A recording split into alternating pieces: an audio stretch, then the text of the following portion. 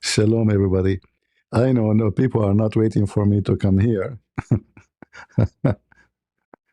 But just I noticed that Daniel, he took down his live stream.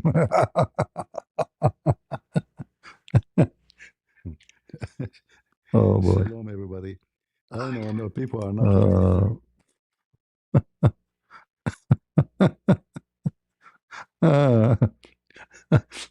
you know, I was seeing a comment in the chat, in the text, they are saying, Daniel, he removed his live stream. I said, why, there must be like maybe mistake, you know? Like, what? But then second person said the same. And then third person, they said the same. I went there, it says private. This video is not available. I think he would put it back, but he would do editing so he can take the chat off.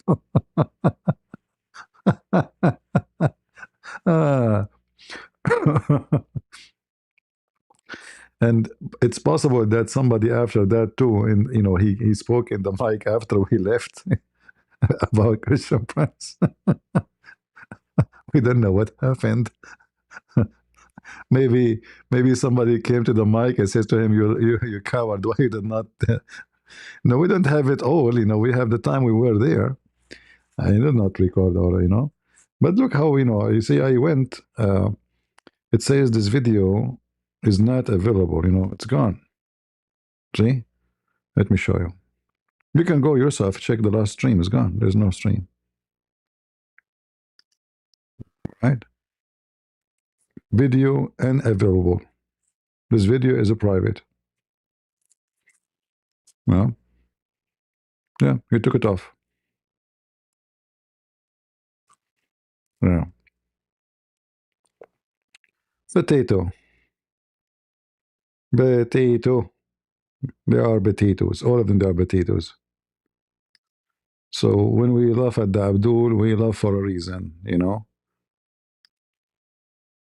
We are a bunch of cowards.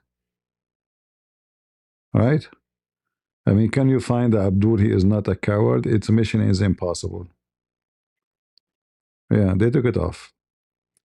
But how that will help them, you know, because simply, I mean, it's recorded. We have it in the video. 4 Muslims challenging all together in their platform. They are the moderator. They have no excuse to say he will mute us, he will abuse us, he will not be, you know, fair. They have no reason to do any of that. And as you see here, you know, I offer them once after once, all of them together. Do you dare? They do not. And now he removed his video. This is how coward they are. If you are an American who do not know much about Islam, they will be happy to have you, you know, and to make themselves like scholars who knows and have knowledge.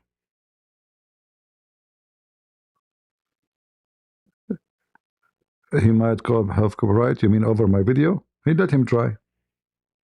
Let him try. Let him do it. Uthman, he did that before, the coward, but you know, he learned his lesson. That will not help him. That will make him look funny and stupid. All right? Yeah, he took it down. This video is not available. How embarrassing. You know, this guy, he was saying to himself, like, there's a lot of a stream. Why he's coming to me, you know? And let me act as if I saw nothing. Like, I don't see him. Yes, Jordan, I speak Arabic. Are you okay now? I'm an Arab, my friend. I'm an Arab from Pakistan. Like the previous Abdul who called me, he told me, do you speak Arabic? They are obsessed with Arabic. You see, they are intimidated with Arabic. if they knew you do not know Arabic, they would debate you because you are safe, right? Do you know Arabic? So I said to him, I speak Pakistani Arabic. Pakistani Arabic. Have you ever heard of Pakistani Arabic before?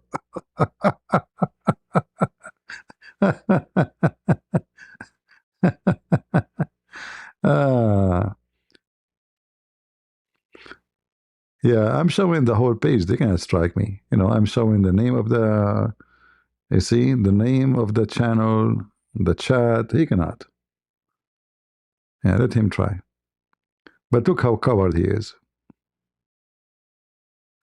Yeah,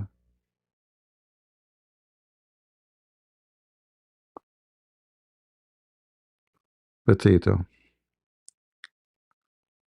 So, in case for those who are asking, I speak Pakistani Arabic, which is very well known. Like this guy, he claimed that he knew Arabic, by the way. He claimed to know Arabic, but the second he started talking, I noticed that he is not. He does not know Arabic.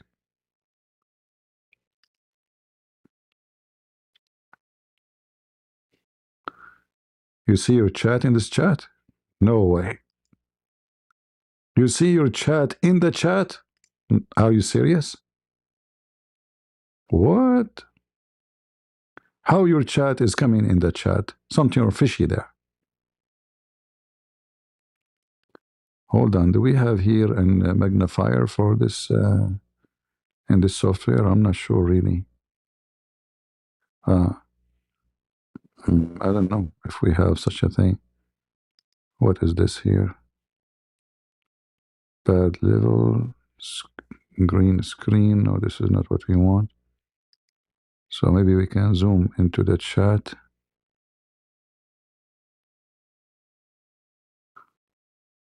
Yeah, I'm not sure how, if we can do that. Yeah. But anyway, let me see if I click here, if I can zoom in. No, this is the maximum I can zoom in. But maybe if I do the plus, and you see the whole interest in this, and it's the super chat. The whole idea is super chat, how to make money. Not only the Muslim, by the way. I mean, we want to be fair with everybody. Muslims, non-Muslims, Christians, many of them, they are just doing business. It's about super chat. But none of them have knowledge, and none of them knows what he's talking about. But as long we can make money from those fools, why not? All right? If we can make money from the fool, why not? This is their idea about what they are doing. Yeah. What we can do? It's already finished. No, he removed the video. He removed it. The video is gone. He will do editing, I think. I think he will put it back, but he will do editing.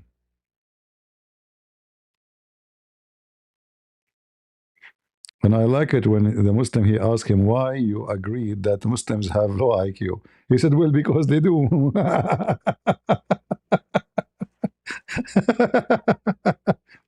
And and since they spoke about this topic, my plan is to prove that he have low IQ too. Honestly, this is what my question would be about. Is going to expose how low IQ he is, because he said he agreed that Muslims have low IQ, as if he's an exception, like because supposedly he's not born in the Middle East. But everyone who is a believer in Islam, you have to have a low IQ. You cannot be smart and you believe in such a garbage. And now he took it down.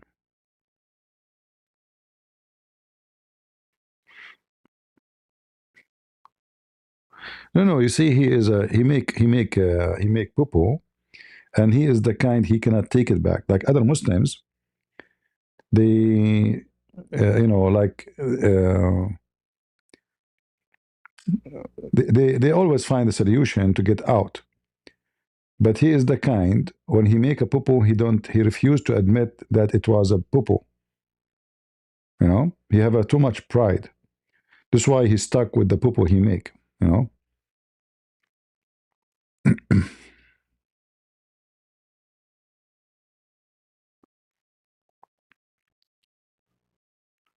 No, even he said in the previous video, like, who is this guy, Christian Prince? He never heard of me.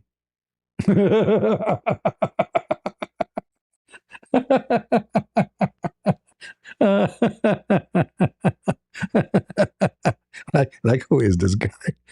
I mean, the Muslim, they make a PhD studies about me, and he was this guy. The Indonesian Muslim, they found that there's 22 million videos under the name of a Christian Prince. Videos alone. 22 million.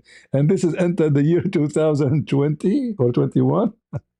So now we are in 2025. So what is the number now?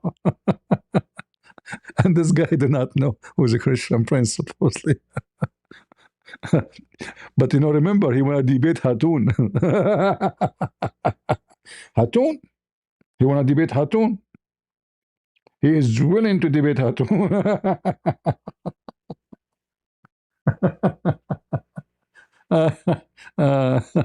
Lord have mercy. Oh, Lord. He challenged Hatun, you know, for a debate, right? So, like, are you kidding me? Fifi, he made 100, I don't know how many videos about me, and Daniel, he do not know me. I mean, they are so obsessed with me to the point 100 and how many videos refuting Christian Prince. It looks like there's nobody in the internet except me to refute. It's like Fifi saying, "Who is this Christian Prince?" You know, I didn't know him. You know.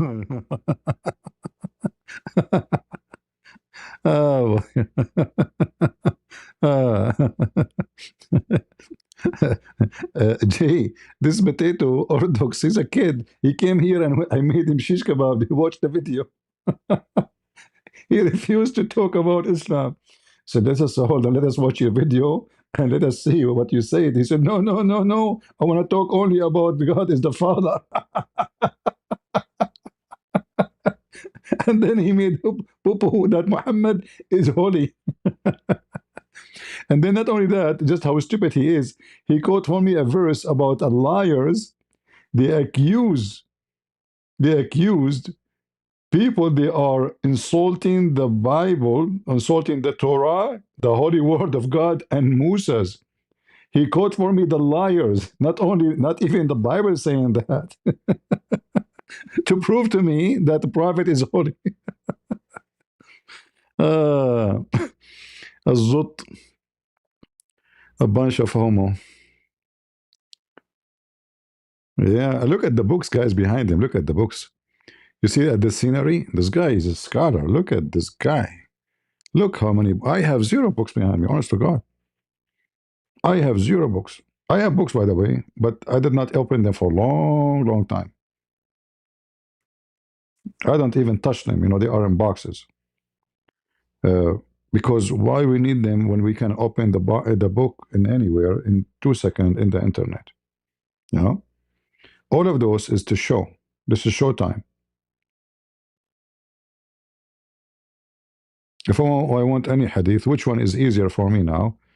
To go and open Ibn Kathir, take me half day to find the reference, or go in the internet, the reference in my head, I know the text word by word, 2 seconds, I get the reference. Which one is easier? So all those books, they have them behind them, it's just for show. Like, I am a person who have knowledge, all right? Yeah, it's like Uthman, you know, he do not know how to read the books behind him.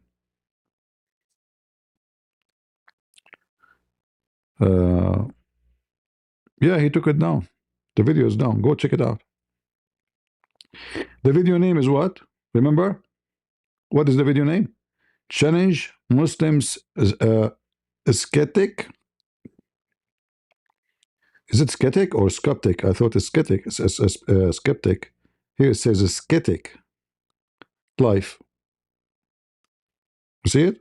The video is gone. And this is the video. It's today, 2 3 hours ago. Check it out. It's gone. I think he will do editing. He will take anything is embarrassing in the video, and he will put it back. Especially now we are making video about it.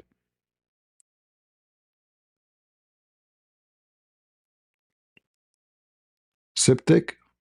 No, here it doesn't say septic. Here is sketic. I don't see the letter P. Do you see letter P? I don't see P. It says sketic. Muslim sketic. Maybe my mistake. He made it this way. I'm not sure. Wrong spelling. So it's not only Christian Prince. He have wrong spelling. You know, if I do wrong spelling, English is not my first language. I make a lot of wrong spelling. You know, that's for me. Actually, this is the way you know that it's me who wrote it. But this guy, he claimed he graduated from which university? Harvard, something, I don't know, like suppose something expensive. And he have such a mistake in the spelling? Anyway.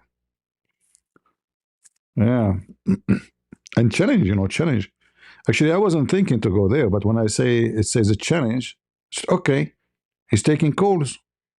Perfect. You know, challenge. Here we go. I accept. All of you together. Yeah.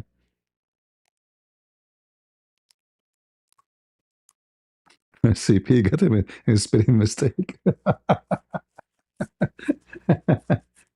You know, if you write Arabic, by the way, if you write 100 letter, 100 word, it's normal for any Arab guy, to have maybe 20% of them is written wrong. It's normal because Arabic is very wicked language. Because even when you write the word correctly, you might make a grammar mistake, even if you wrote it correctly. so, so, but English is not the same as Arabic. I mean, English is way easier than Arabic. We can't compare. Yet this guy, he, you know, maybe he was fast, like he's trying to go life faster. Uh,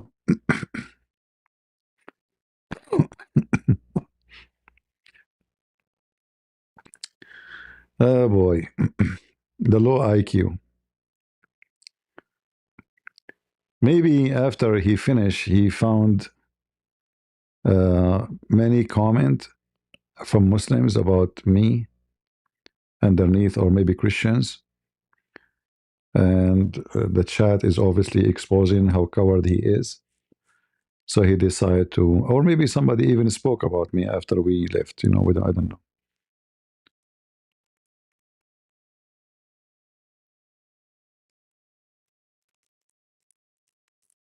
We don't care if they flag or not. I mean, let him flag. We can get him busted. I was there and I'm recording what happened. I'm there, you know. And we did not like copy the whole video. You know, it's just the time I'm there challenging him. And I'm talking in the video. So how he can do, like, if we take a video from him and post it on our channel, that will be a different story. Let him try. And the funny, they claim they have beard and etc. And I offered all of them, they were four. All the four of you, right? All the four of you, I'm here to crush you all. Take me to the stage. Usually Muslim, they say, we cannot debate Christian Prince in his platform because he will mute us. I don't. I will mute you only if you know, wasting my time, not letting me talk, using bad language. Like wasting my time, I ask you the question 100 times, you refuse to answer, so go. There's no point. So it's their platform, it's their page, it's their account, and he can mute me, he can kick me out, he can, you know, there's no, he is the moderator, three of them. Still they coward. All right.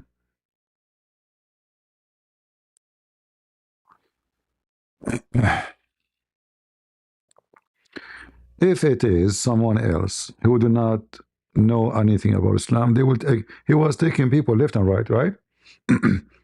You see, he was he took even somebody is a Buddhist, but he will not dare to take me.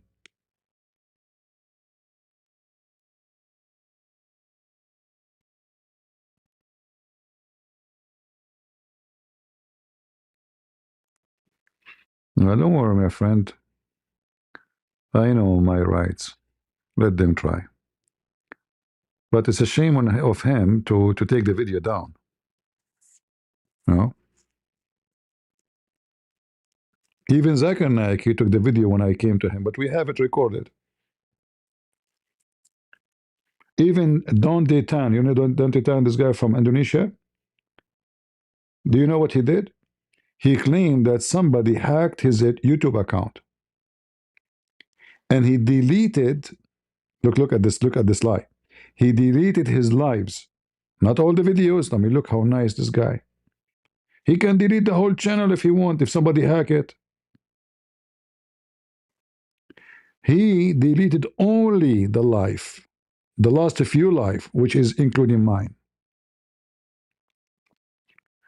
So he don't want to show the Muslims how Christian Prince, he came to his channel and he make him have poo in his pant. This guy do not know anything about Islam. He claimed to be ustad as usual. All of them, they are, you know, scholars. All right. Yeah. And then he deleted. So it's normal, you know, they delete. Fifi, he can refute me. He want to debate me only face to face. Which we can debate me right now. What face to face, you idiot? Everybody knows I don't go anywhere. I don't go even to Christian inviting me for events. I don't go to Christians inviting me even for a Christmas.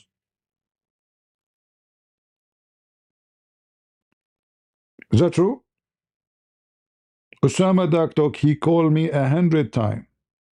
CP, we want to have you. We have a Christmas dinner at church. I say, sorry, you know, I don't. CP, please come. You know, there's people here, they want to see you. We will not. This is private. I said, no. I don't go. It's not about, you know, I don't. Christians or Muslim, I don't go. Everybody knows that. If I go to do seminar. If there's something for me to do, I will go. But not for, you know, just a meeting and having dinner or, you know, fun, or I don't do that. Oh, we have apologetics conference. You are invited. I don't go. There's only Christian there. I don't go. I don't.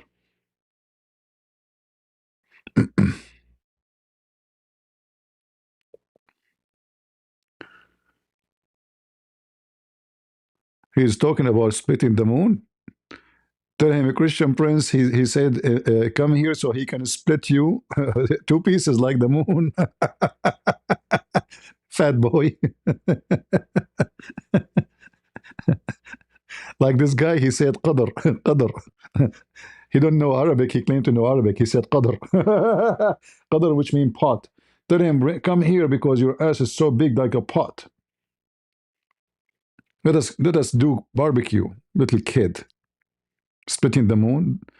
How, you stupid idiot, you claim that the moon is split, but in the same time the Quran never says I put the moon together again. Okay, we split the moon. Okay, and so why the moon together again? And why nobody saw it? You see, when the moon is split, the whole world will be affected. At least those who they are in the same time zone, like Pakistan, India, Bangladesh, Syria, Iraq, Ethiopia, Egypt, and Mediterranean, all they see the moon in the same time. So all of Europe, Africa, half of Asia, India, Pakistan, Iran, all of them, they have the same time. So all of them, they would witness the same moon in the same time. Why nobody saw it? Oh, because they were asleep, CP? Christian Prince, You are so stupid. When the prophet hit the moon, everybody was leaving.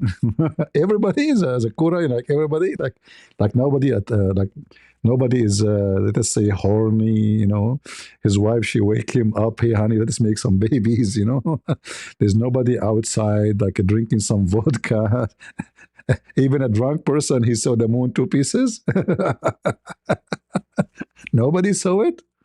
Brother, nobody saw it because everybody, brother, and what Fifi said? Fifi he said because it was a second, a second, a second, like which, like which, like look how fast. So Fifi he tried to find a solution for it.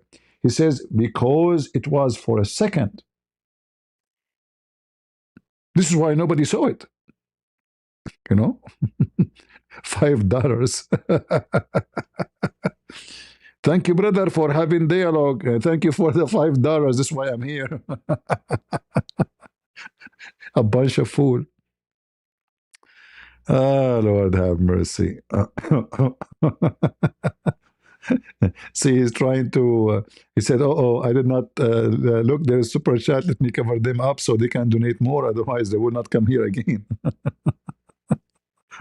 Ah, the Super Chat Society uploaded a video named Lily Dawa and the child marriage. Okay. If you know Robinson, if you have connection to him, tell him a Christian friends invite you to his channel. I like this guy. I have a lot of respect for him. He is like very consistent, and it doesn't matter how much you throw at him, like it doesn't affect him. They arrest him, they take him to jail. He is very consistent. He's very. I like to see, such a kind of a character more and more between the Christians. Because the whole idea of taking you to jail or trying to use law against you is to try to intimidate you and force you to change course. Do we agree?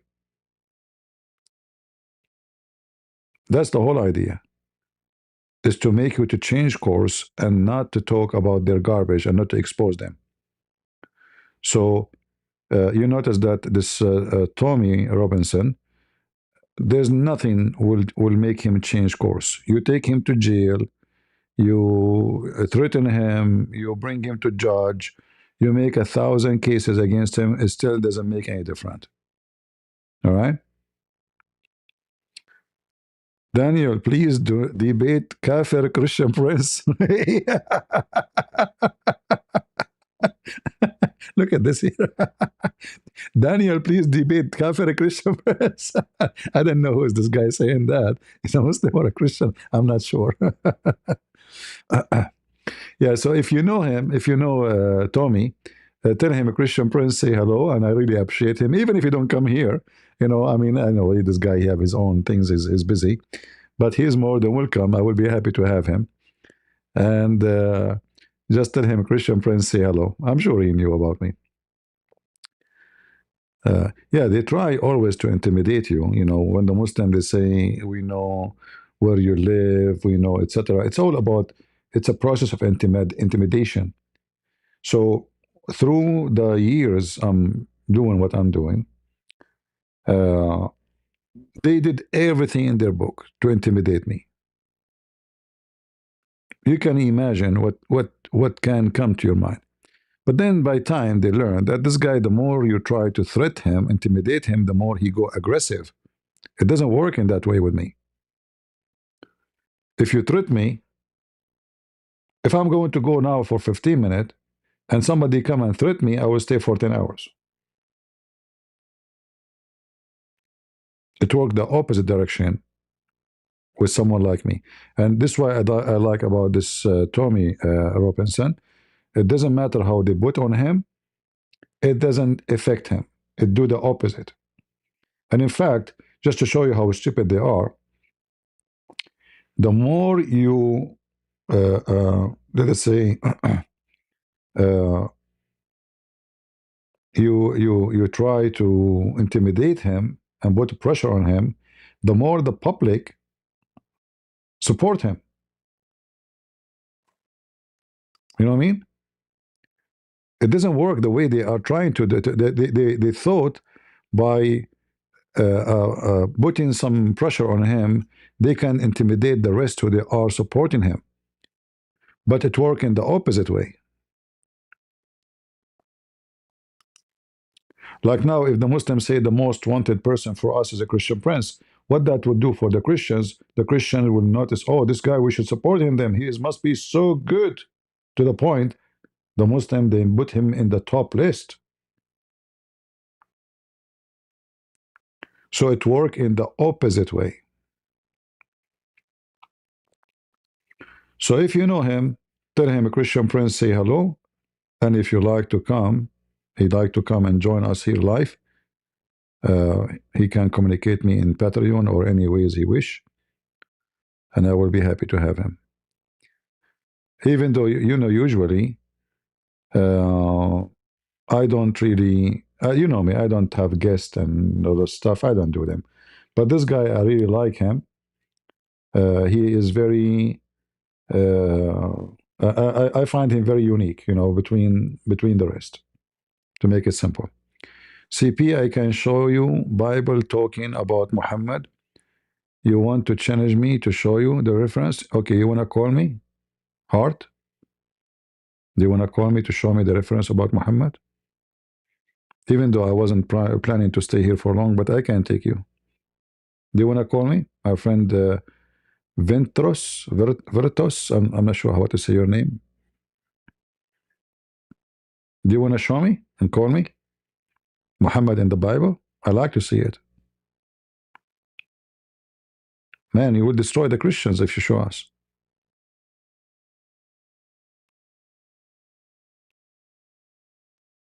Would you do that? Matthew speaking about Muhammad?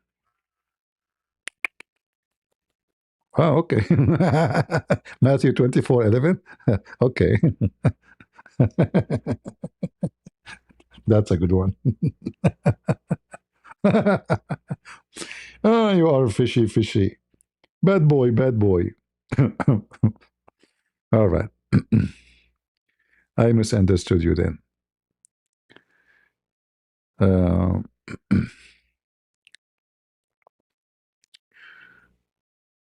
Yeah, if there is any Muslim, you know, would like to say it to us, why Daniel, he deleted his program, brother? Why in the world Daniel would do that? You think he is terrified? You think he is worried about people will see how coward he is? I know this is very shameful behavior. Very shameful.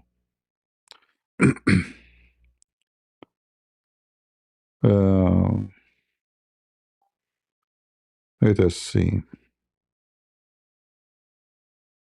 Do we have any message? No. All right. We don't have any.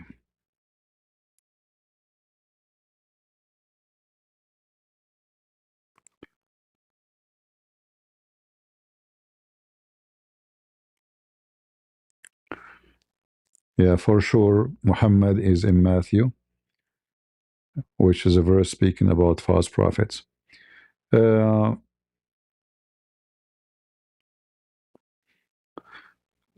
he do have, you know, he don't, it's not about a shame, he have a pride. And he take it, you know, he gets so, you can tell he get intimidated so easy, you know.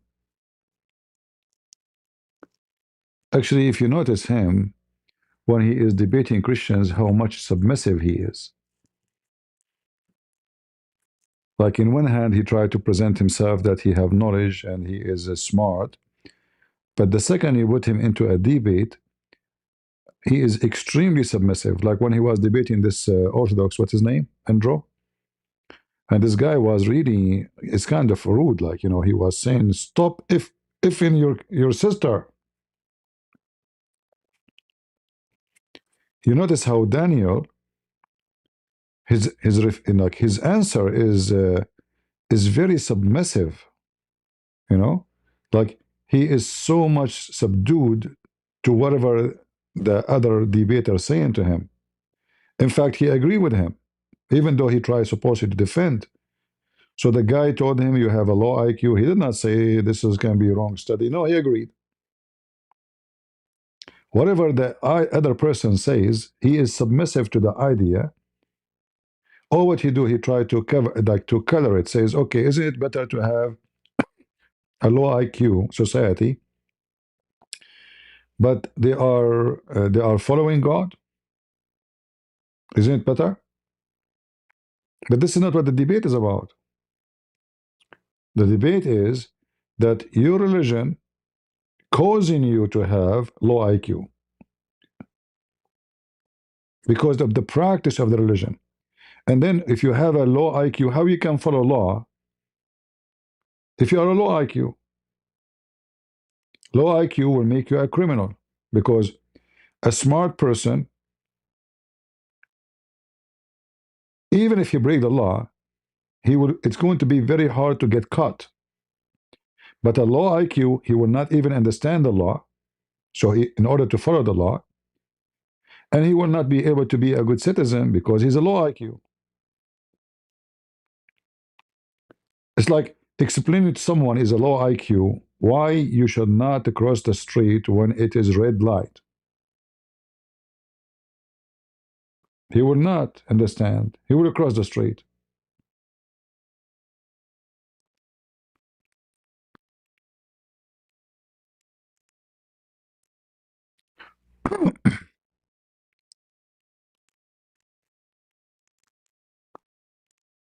Uh, so low IQ doesn't make you a better society. Low IQ mean you will rape. Low IQ will make you act like an animal.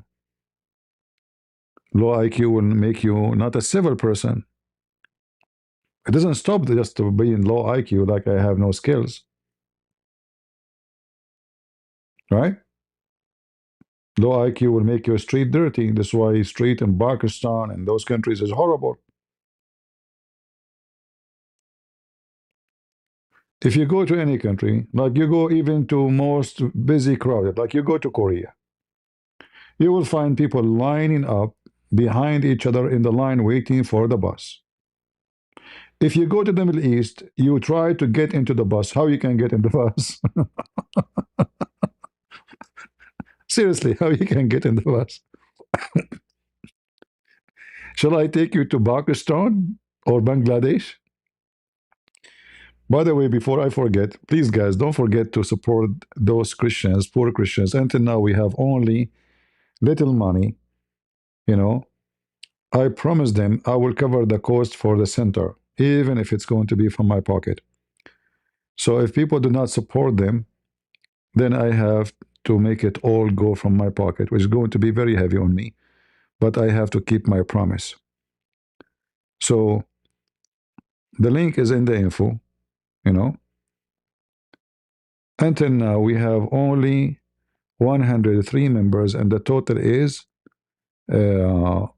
1,380. Now, this is not all the money they got because look like the gift is not mentioned here. So I'm assuming it's now maybe in the 3,000. But it's not right after all what we said, only 3,000. This is for orphan, for widows. It's not for fun. It's not for party.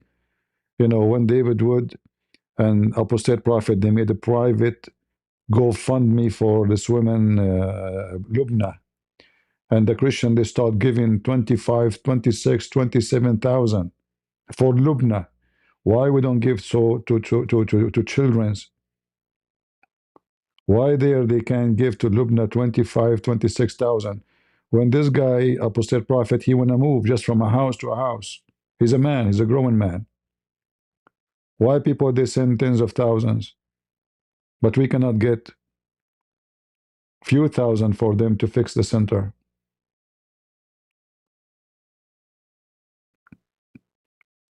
Can we make it like 6, 7,000 at least? So I hope people will help.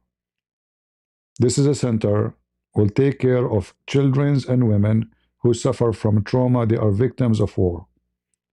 And it's not only for Christians, everybody is welcome. And the center will be used for for that purpose, but in the same time, they will preach the gospel for those people. Like the name here is a center of hope, you know. So this is like Ukrainian language. This is why they have to use this. Yeah. I've been there in the center. I went inside this building here, the one you see, they are in the front of it, and you can watch my previous video. All right. The center is owned by the government, but they pay rent for it. But the rent is not too much big compared to other because they are charity. Uh, but the building inside, there's no heating, there's no wiring, there's no electricity, there's no water, and there's need furniture and like education equipment, and then after that they need support for those who don't want to work there to give them salary. So I hope people will help. All of those you see in the picture, they are volunteer. Everyone is a volunteer. And the idea of Patreon, it's not their idea. I'm the one who asked them to open Patreon. And I am the one who told them I will support you. And I am the one who promised them I will not let you down. All right? They never asked me for a penny. I go to the church like everybody. I did seminar there, They never asked me for anything. I said, I saw their activities feeding poor people, and you can watch my video about it. I saw what they do, many good activities, offering shelters. When the war started, they did a lot of work.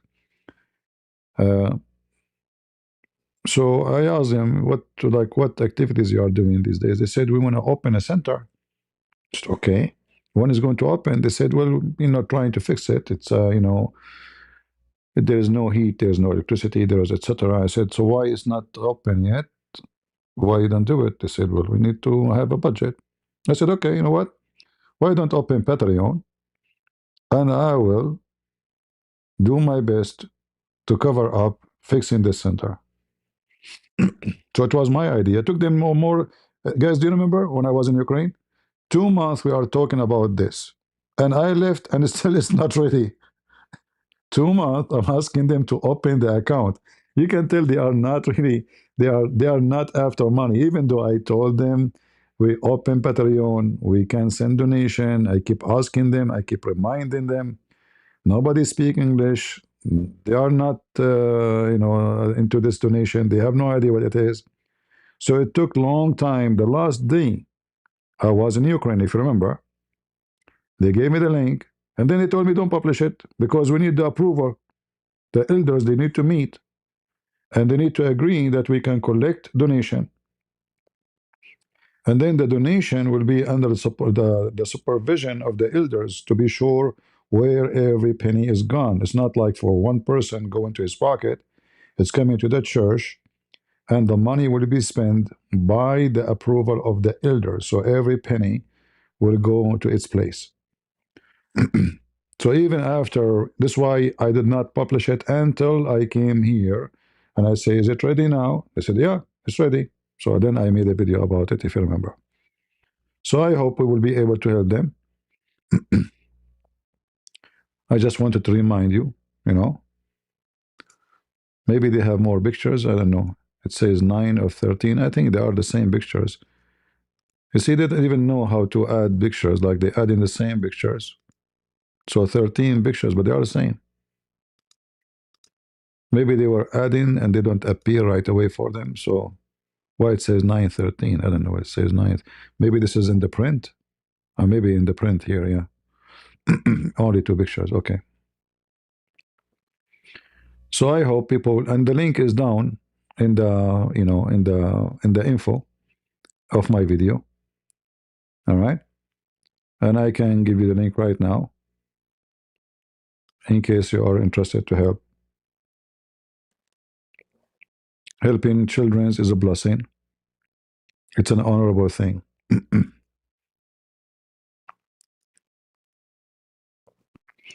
And I will be sure that as soon they fix the building, I will ask them to make a video, so we can publish it and show you what they have done with your help. All right. I hope many of you will do some help. All right.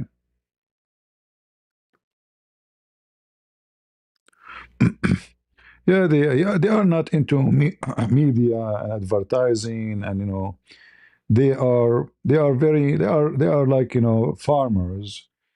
Uh, I don't know how many of you saw me around the church. I showed you the street. It's like a village. It's a village. It's not far from the city, but they are very simple people. That's why there's only two pictures. The rest you can find it in my channel. You know, and this should encourage you to support them. You can tell they are not really uh, into the business donation, like oh, support us, let us make money, let us. They are very simple. It took me more than 2 months to make them make this account, and I was the one chasing them to the point as I was saying to myself, I mean, how many times I need to ask them? I better not to stop. It became like embarrassing.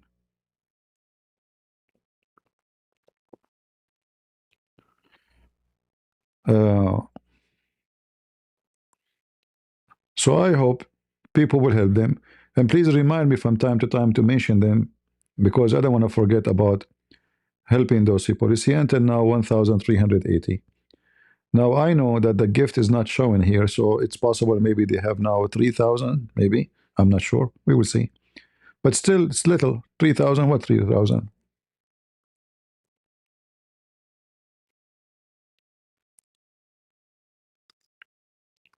All right. Cow dance. Can you donate without becoming a member? Yeah, there's a.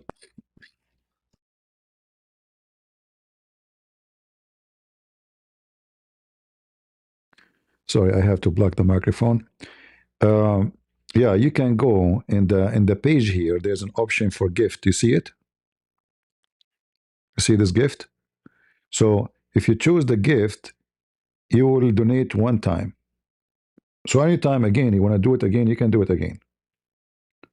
So member is the one who want to decide to give donation monthly. You can make it $10 a month. Like the whole year is $120. I mean, you spend that for going to McDonald's once a month. So consider yourself buying a McDonald's for a kid, an orphan kid. For sure, the numbers can be more, like I think 50, 100, and you can make one-time donation as a gift, and you put the number you wish. All right.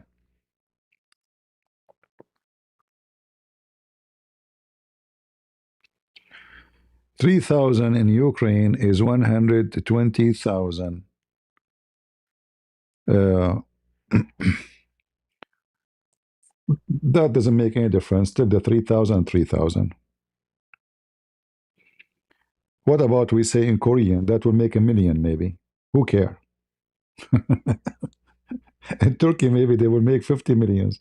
Still, they can, people are funny.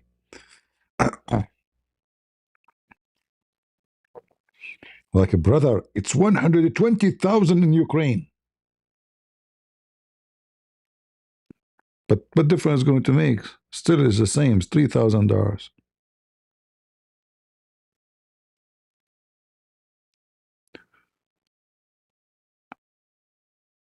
All right.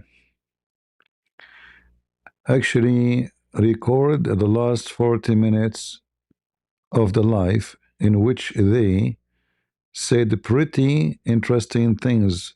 Let that no Christian came to talk. I can send it if you need. Well, if there is something important, you can tell me. I mean, we can see what it is. But if there's nothing really serious, but obviously this guy, he took it down. You know, this coward, he took it down.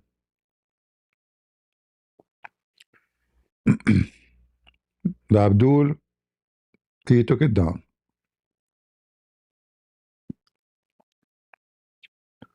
He's a potato.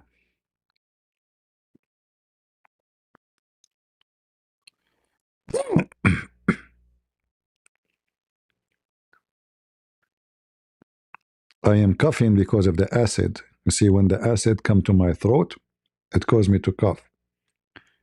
And as I said, there's something wrong with the bread in USA. I ate bread like, I mean, non-stop every day in Ukraine.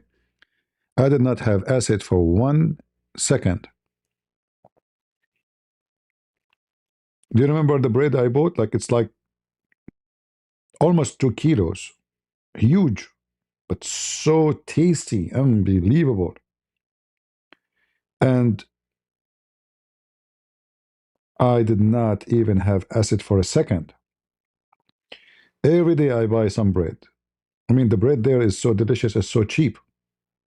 You know, Ukraine is the is the farm of bread for the whole world.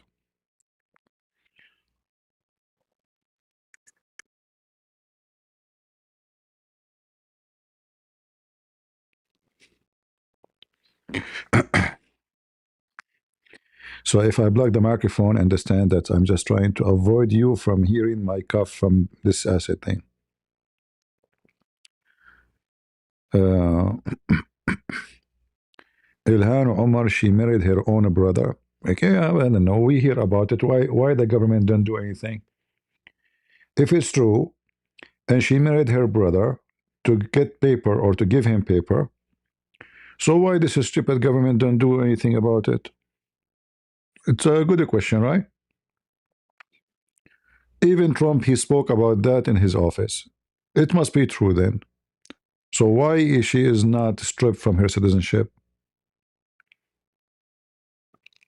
By law, if somebody gain his citizenship by fraud, his citizenship is invalid.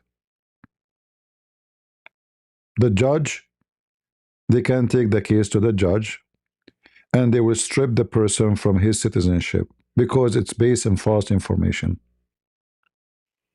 Very simple. Right?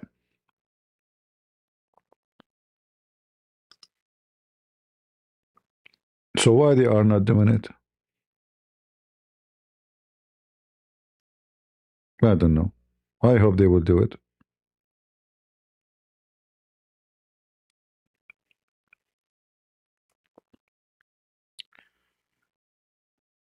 No, I can feel it in my throat. I know the acid. You know, I like it's not something new for me.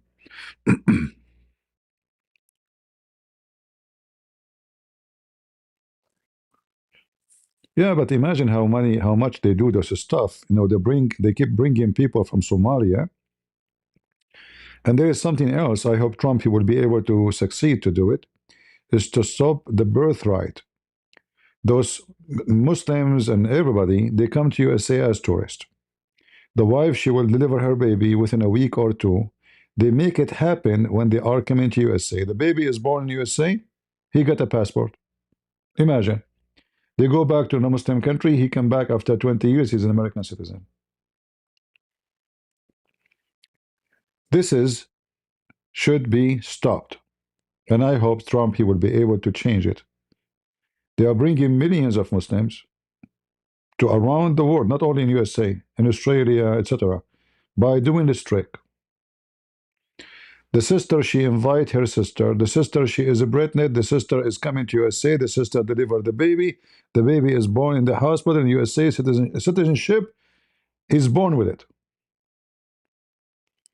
Citizenship should be granted for somebody. His parents are exist legally in the country. At least they have a green card. If you ask me, I prefer if they have citizenship, not a green card. Because of what if they lose their green card? And then, if the parents they gain their citizenship during the childhood of this person, they should grant the child automatically the citizenship if he's underage at that time. But should not give citizenship for someone just because he's born in the country, unless he is a child of a citizen. All right, guys. Thank you for the advice about this asset thing. Don't worry, it's going to go.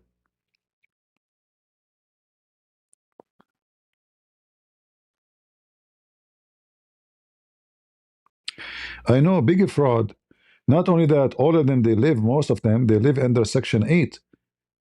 The free housing, free apartment, free electricity, free water, free health insurance, free school, free medication, everything for free. And then, actually, I saw a video. A guy is from Minnesota. He's African American.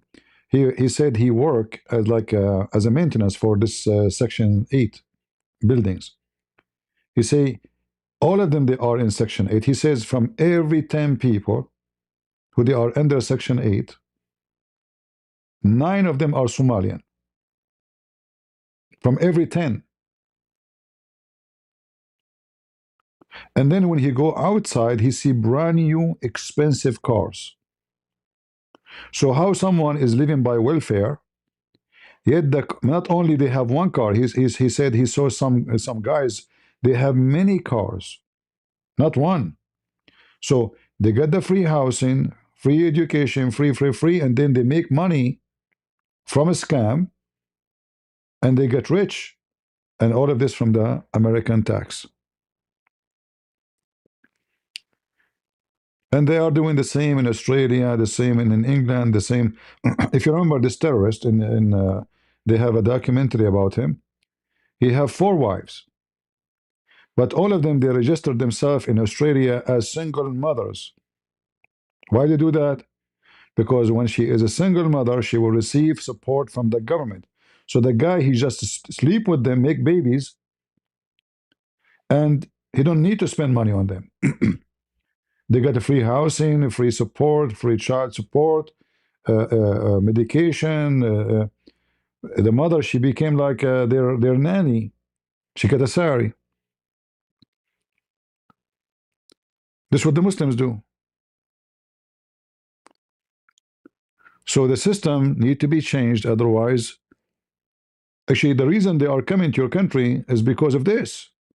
If you make them work hard, they will go back.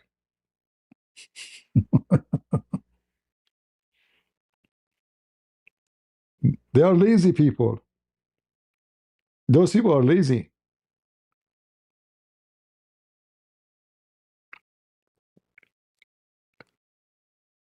But if they get everything for free, why not?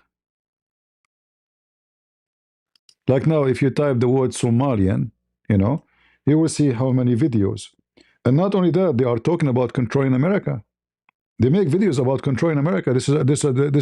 We will have Minnesota, it's ours. Imagine they are making videos that America is ours. It's not yours. We took it. Minnesota is ours.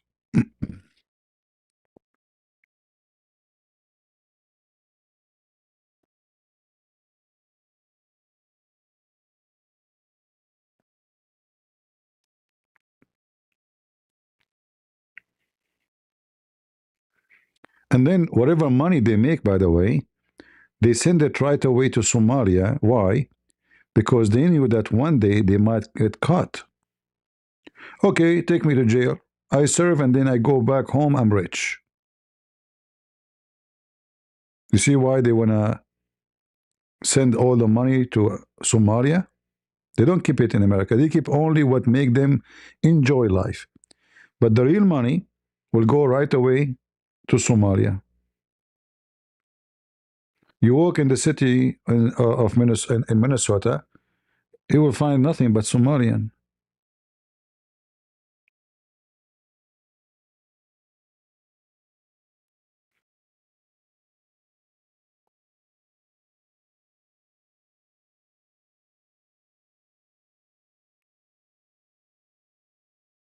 Look at this eyelashes. Look at this fake eyes. Fake makeup. She have boing, boing, boing 7. She spent 10 hours doing makeup. uh, yeah, this is the supporters of Ilhan Omar, the Somalian. Somali American heroes. Yeah, they support terrorism. At the same time, they say American heroes. True story.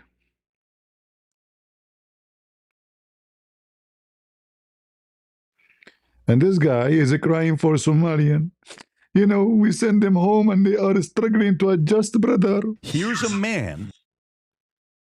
It was easy life before, but now it's hard for them, and he's crying for them.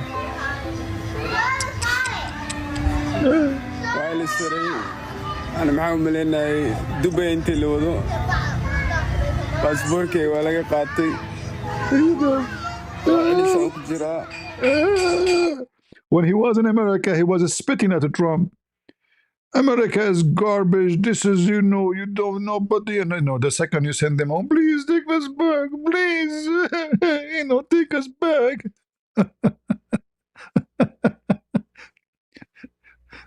By the way, there's a lot of hypocrites, not only Muslim, by the way, Middle Eastern Christians. I don't know if I told you, I think I told you before. Once I was invited with some Middle Eastern Christians. I don't know them really. I just met them somewhere. I don't know. And they invite me for a dinner. So we went. The first guy in Jordan. I live like a king. I have a villa. What this country is about? There's no life here. The other guy, brother, I'm the same. Beautiful life. What this is America? So I'm listening. And then I said, they said, why you are not talking? I said, all of you are a bunch of, you know, like hypocrite liars. As long where you're coming from is so good, why you don't go back, Mr. King and Mr. Prince, Your Highness, you know? Why you are here? I mean, who is holding you? Like, is the American arresting you? Do you have a passport? They said, yeah. So, okay, why you don't go? Go to Jordan. It's a beautiful Jordan. Just to fly tomorrow, you know? So they get so upset, you know, for me, from the way I'm talking, but it's the truth. Very hypocrite. Not only Muslims, even those, you see, the Middle Eastern in general, even Somalia is in Africa, not really, we can't call it the Middle East. But Middle Eastern in general, they are very arrogant, proud about what I have no idea. To come to America, they stand in the front of the door of the embassy for 10 days. They beg for the visa. After you give them the visa, they spit on America. It's reality. This is why, if I am in charge, you know, if I'm in charge of America, I will deport anyone who will badmouth the country. Go back.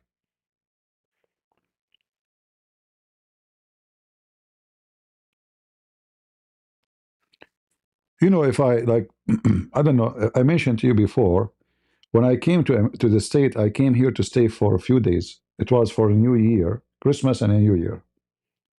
When I applied for the visa, I was doing my master's degree, and I am not planning to stay in the state, you know. When I went to the embassy, the lady, she asked me, you know, they ask you questions like you are single, you are young, etc. So, okay, how much money you have? I said, why are you asking? You want to marry me? And I was hoping by saying that she will refuse me to get the visa, because the one who insists I should go to the state for the weekend, for the Christmas weekend, is my mom. She gave me a headache. It's okay, you know, I will go.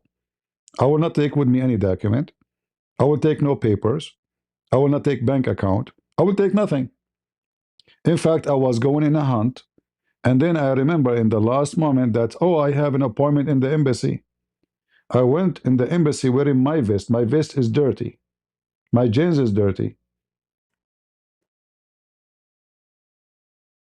I don't even have the fees. Like when they approve my visa, I don't have the fees in my pocket. There's a guy who's with me. I ask him, "Do you have money, to pay for it?"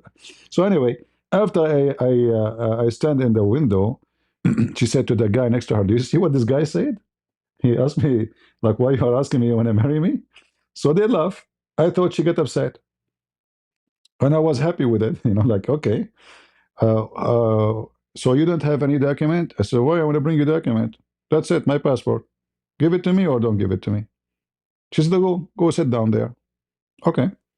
For sure she will refuse me. I mean, there's people, they are coming wearing suit, having Samsonite, driving Mercedes-Benz 500 outside. I saw them, and they refuse them. I have a dirty hunting vest, dirty jeans.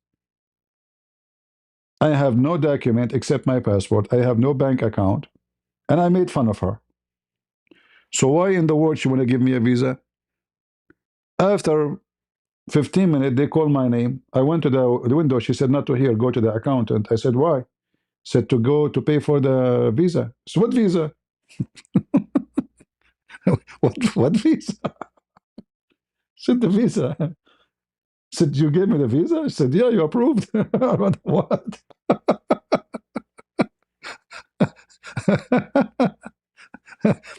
And then I went there, and he told me, I don't know, $50. I get upset. I said, what $50, man? Okay, give me the passport. He said, no, we cannot. We stamped it already. He give me the money. You have to give me the money. I don't want the visa no more. I don't want to pay $50. He said, we cannot. We stamp it already. It's stamped. You have to pay the fees. I said, okay, take the stamp out. I said, what?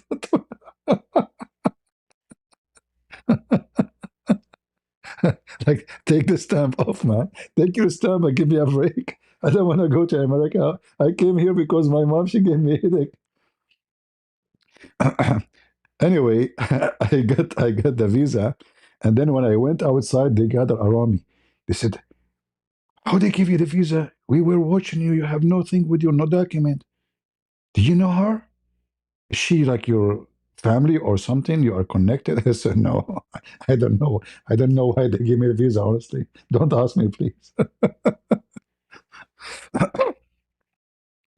And the funny, I never applied for a visa to any country, and I was rejected. I applied for Schengen before I get accepted. Even in the French embassy, the French consulate, I did not understand what he's saying to me. They have a French accent. So I said to him, "Excuse my French," which is an insult for the French, but I don't know. I just know a little English. So I said to him, "Excuse my French," which mean I understand later. It's mean, "Excuse me, I'm stupid French."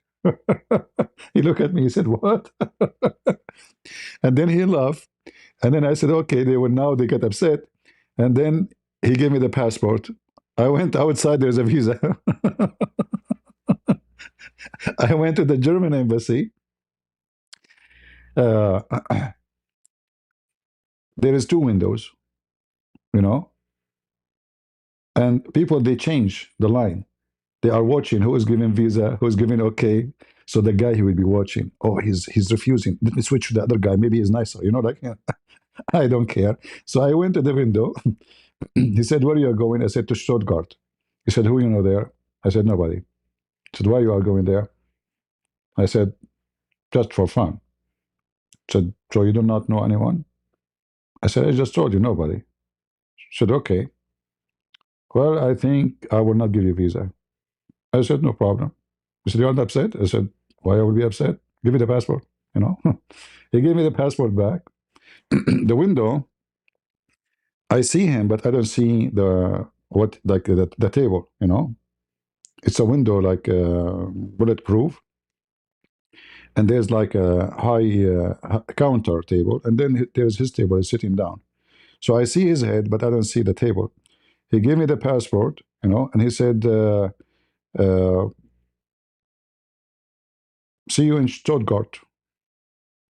I thought he's laughing, you know. Look, what, he just told me he will not give me the visa. And then he said, I see you as told. I thought, okay, maybe this guy is laughing. So I went outside and, I went back home. I opened the passport. It said there's a visa.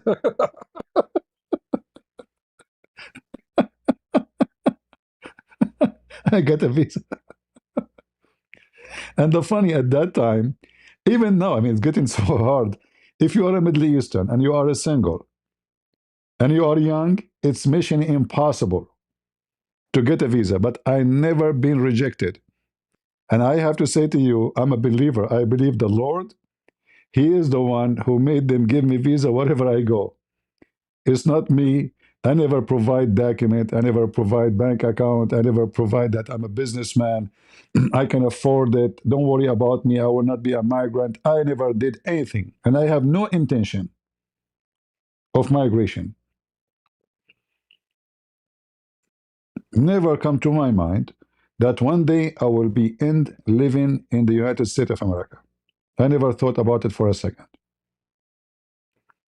But I believe that the Lord, He wants me to be in a place. So the visa is given to me not by that women, it was given to me by the Lord.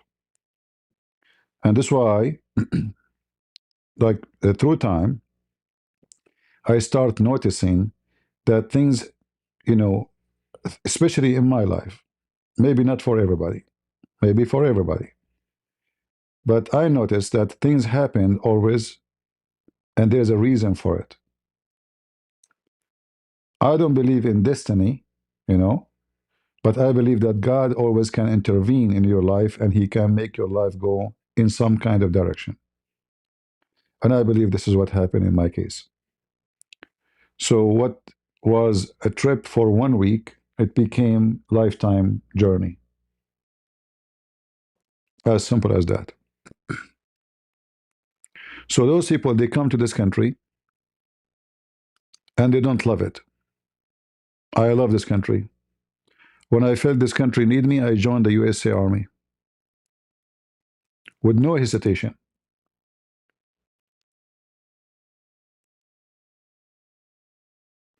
No recruiters come to my door. I don't even need them for a visa. I have already my papers. I did it everything legally.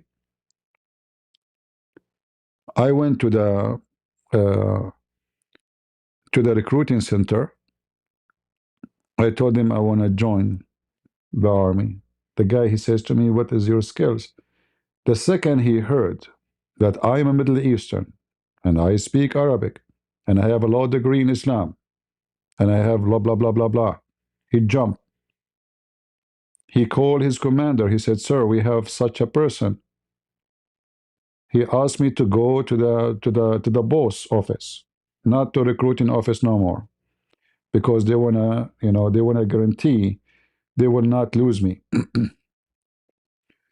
And they asked me why you came. I said I like to support the country. I believe the country need me. I said absolutely we need you. And this is how I joined the army. And then I joined the army and I went for training. And during the training, you stay away for some time, right? So I came back, and there is a program. It's called Pal Talk. I don't know how many of you remember it. Uh, I found the Muslims, they have a chat room called Celebrating the Death of a Christian Prince.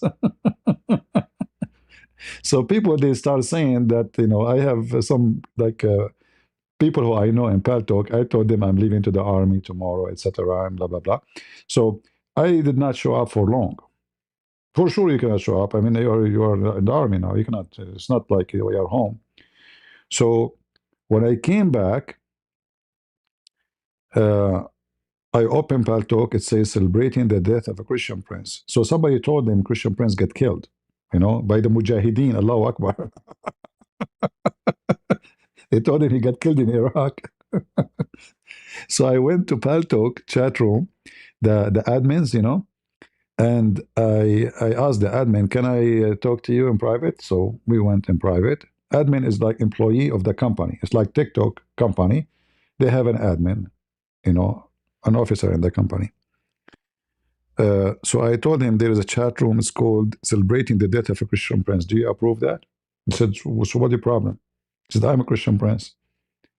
And then this idiot, he said to me, "So are you saying you are alive?"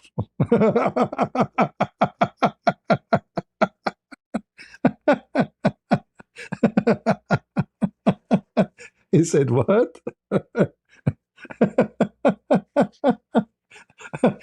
Are you saying you're alive? I said, "Listen, they have a room. It's called Celebrating the Death of a Christian Prince. Do you allow such a thing?" He said, "What's your business?" I said, "Don't you see my name is a Christian Prince? Look at my name." He said, "Oh, okay. So are you saying you're alive?" You know, obviously he have a so low IQ. You know, this is like maybe what they call it, the DI, whatever, like, no qualification. They hire you just because you are from whatever group. I said, "What do you think? Who's talking to you now?" He said, "No, I'm just asking." I said, "Why you are asking?" "What do you mean you are asking?" Hilarious. Oh boy. Are you saying you're alive?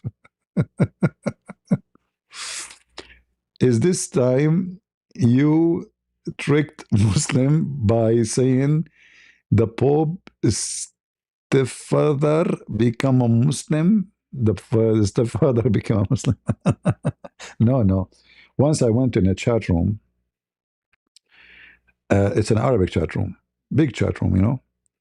So I know them; they are wicked and they are mental. So I type, "Brother, Allahu Akbar, the third wife of the Pope and his wife who passed away last year. Today she converted to Islam." All right, the third wife of the Pope and his wife who passed last year. Today she converted to Islam. The sheikh was speaking in the chat room, big chat room. It's like 800 people. You know, at that time, 800 people in one chat room. You have to pay for it. It's not for free. So they spend a lot of money for this. The sheikh was talking in the microphone. He said, "Brother, brother, brother, stop, stop, stop, stop. Allahu Akbar, Allahu Akbar. Look what the brother is saying there. Let hop, hop, hop, hop, stop, stop, stop, stop, stop, stop." The third wife, and no, not that only. I said his mother-in-law too. His mother-in-law, the Pope, his third wife, and his mother-in-law, and his wife who passed last year, they converted to Islam. Stop, brother, stop. Allahu Akbar. Look at the news. Allahu Akbar. Victory to Allah and the Prophet Muhammad. The Pope and his mother-in-law and his third wife who passed away last year, they converted to Islam today. Allahu Akbar.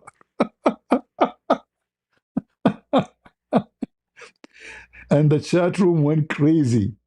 Everybody typing Allahu Akbar, Takbir, Allahu Akbar. And then the guy says, "Brother, come here to tell us the news, brother."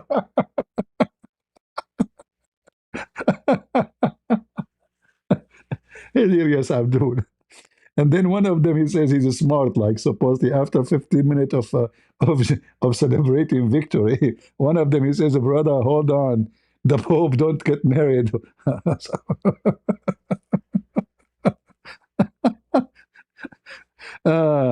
Azot community. All of you are a bunch of Azot, low IQ.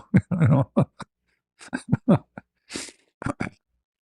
And they told him, "This guy is a Christian prince. You don't know him."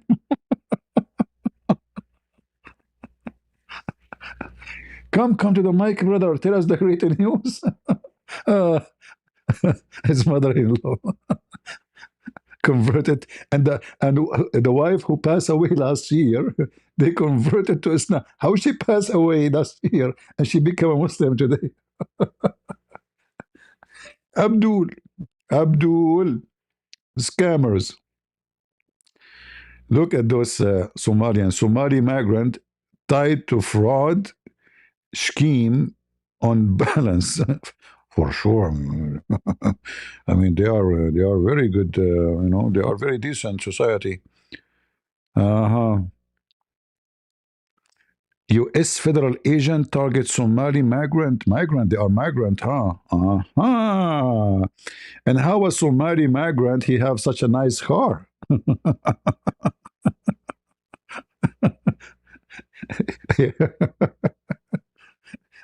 Get them from, get them Somali migrant.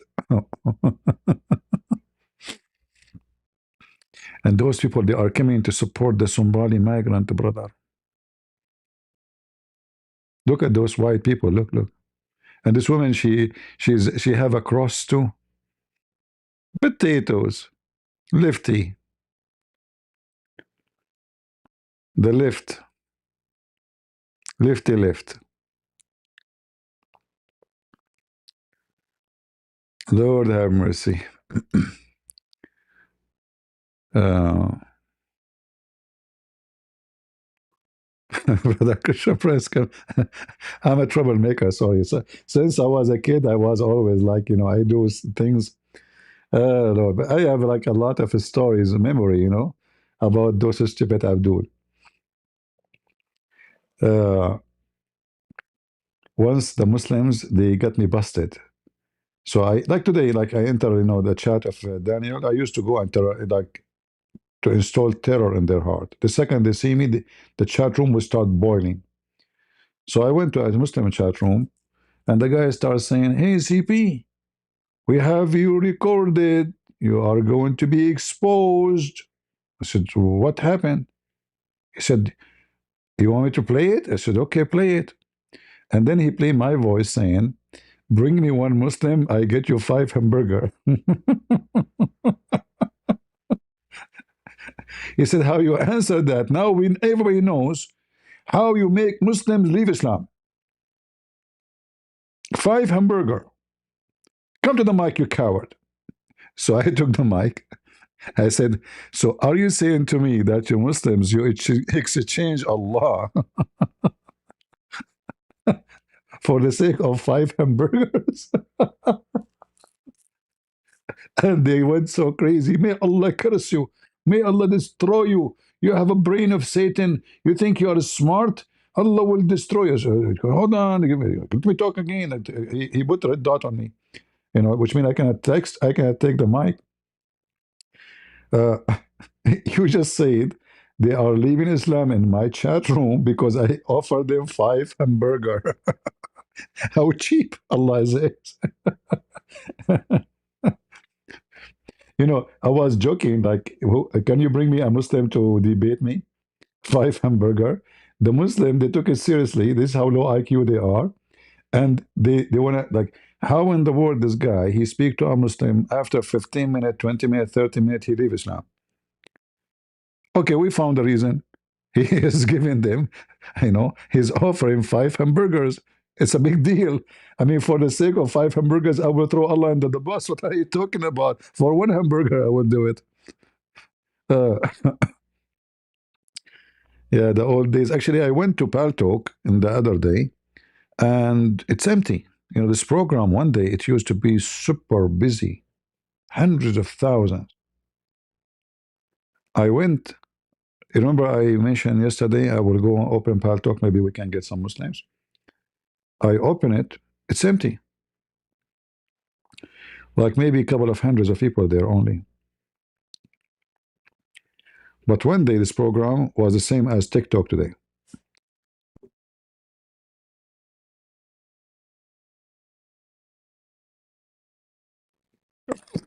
Sorry. Actually, I remember in the news they were mentioning that the value of the program is about maybe 600 uh, uh, million at that time. It was a lot of money. But obviously today it's totally empty. I think TikTok and YouTube and those, they killed it. But it was the only powerful program actually compared to others.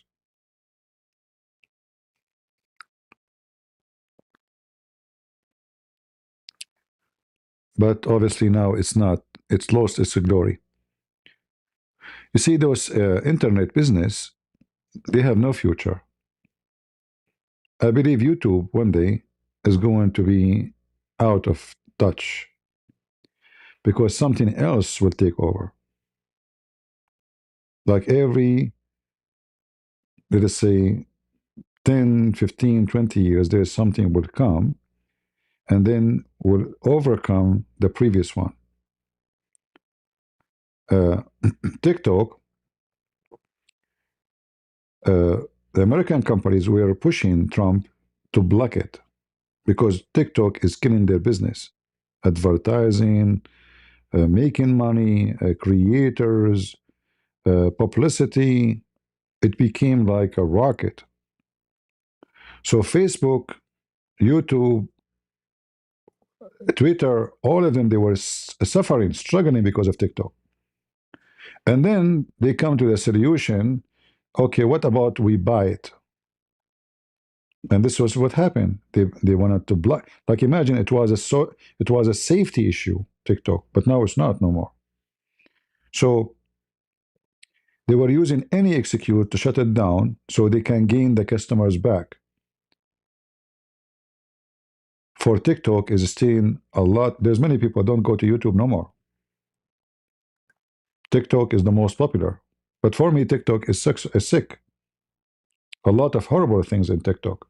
Sexual, garbage, disgusting, stupid.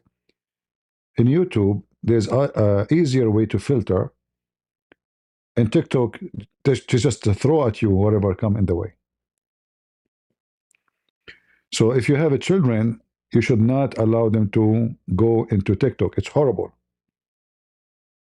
Very horrible.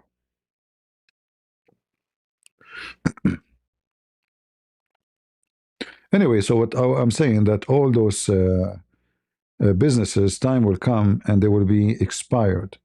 Like one day, Netflix became the bomb of the technology.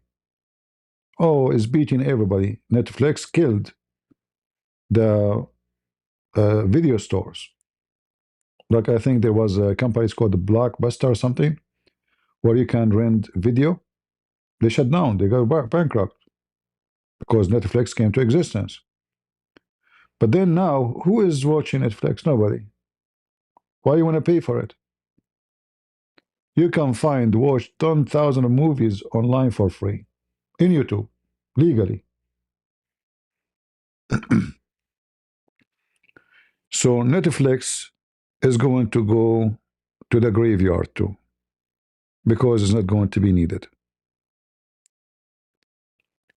All of those internet business are temporarily, and they will move out of business sooner or later. Blockbuster, right? Okay. Yeah.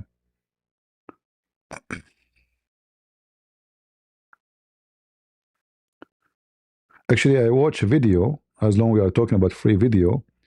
It's called The Chinese Widow. The Chinese Widow. Anyone saw it?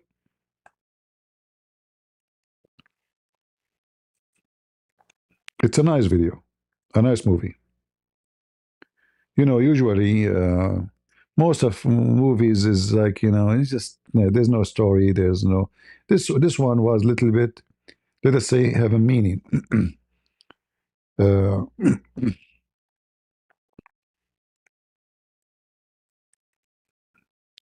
Chinese Widow.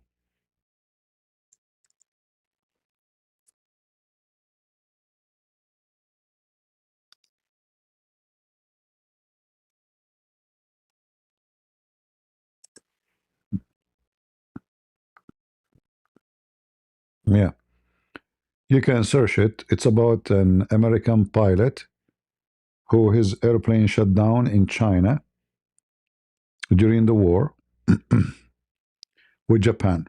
You know, Japan was occupying good part of China or all of China at that time.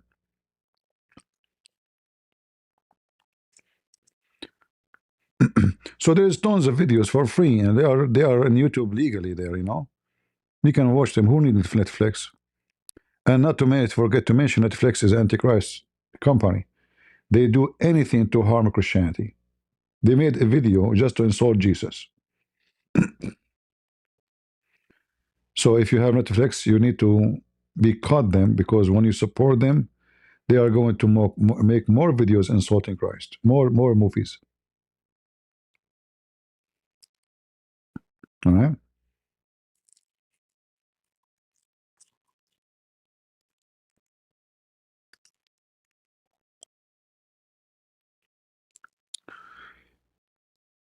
Uh,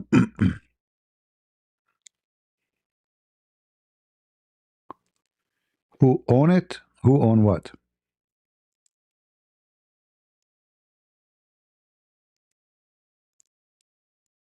You mean Netflix? I don't know. Whoever own it, he is wicked.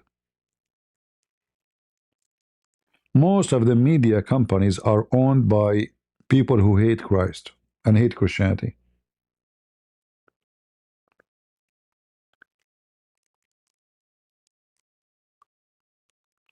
For sure, they will never make a video or movie against Muhammad because the Muslims will kill them. You know, if the Christian became terrorist, then they will never dare to insult Jesus too.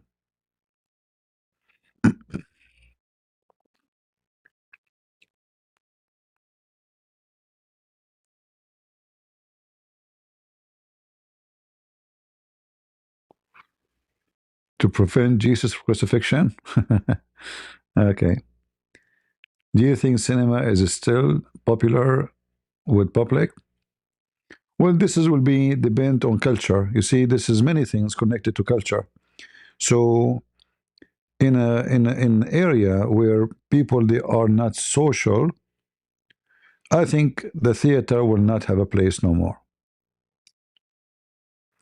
If the area or the location or the territory, uh, their culture is more in social, then theater will stay into existence. Like when I went to Korea, I think as an example, I noticed that Korean are very social people. Like after work, nobody go home. They go to restaurants.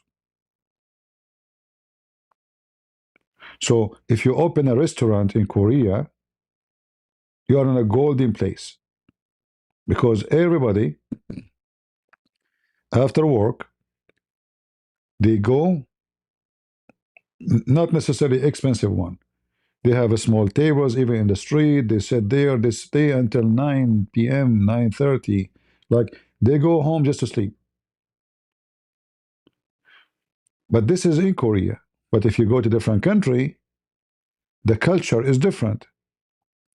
So when you speak about a business, how successful it's going to be, you have to know the culture, not only the business. You know what I mean? The culture is very important. You study the culture. Like if I open a golden store, a jewelry store for gold, in an area have a lot of African American, I will make good sales because everybody knows that African American they like to buy gold. This is their culture. But if you go and open in a white community, your business is shish kebab. Nobody will buy it. Nobody care for those big chains and big medals and bigger cross. They don't care for it. It's not their culture. So culture is very important to understand what is the future of any business will be. It doesn't matter what it is, even if it's about food, even technology. Culture is very important. If you can change the culture, then you can make it fit with the business. But usually, uh, some kind of culture they stay and hard to defeat. Have you heard of new movie called The First Christmas? No, I did not hear of it. I will see if I can watch it. If it's good. I don't watch really movie usually, but sometimes, like, I want to take a break. I'm tired from talking for many hours. I'll watch something. As you see, YouTube is full of stuff, and it's for free. But don't you think social media and the internet have influence on the culture? For sure.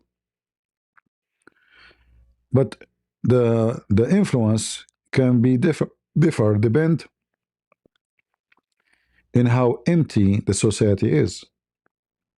So if you are if you are born in a family, the parents are dumb, and they are woke, and there's no control of what is right, what's wrong, then anything can influence you, not necessarily the media.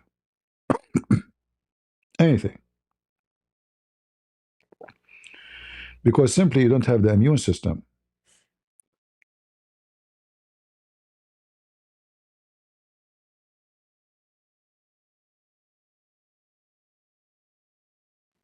This acid is hurting my throat.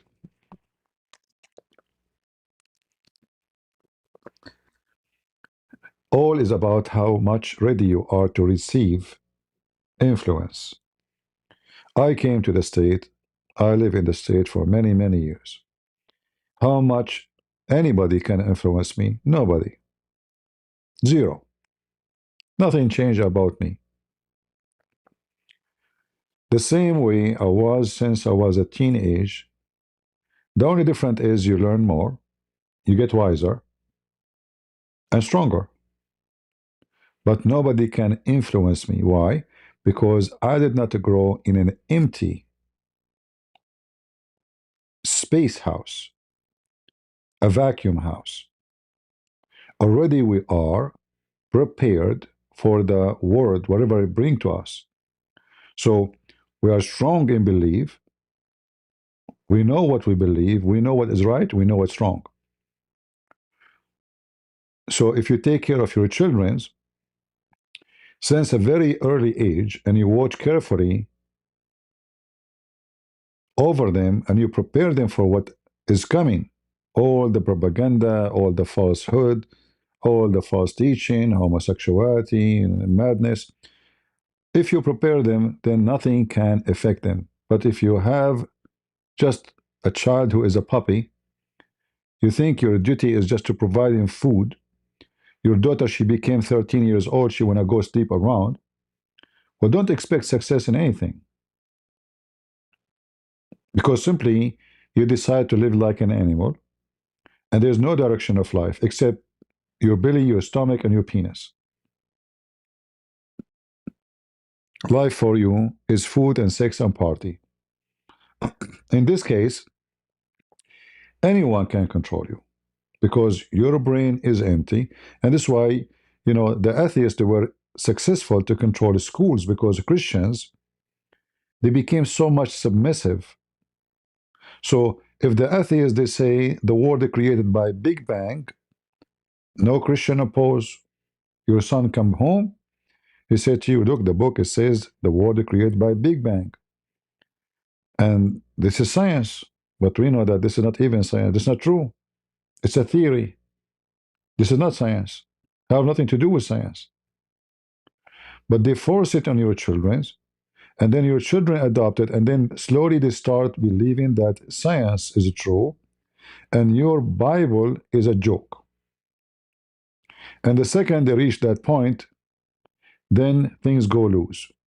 Drugs, sex, boyfriend, crimes, and woke, and free Palestine. All right?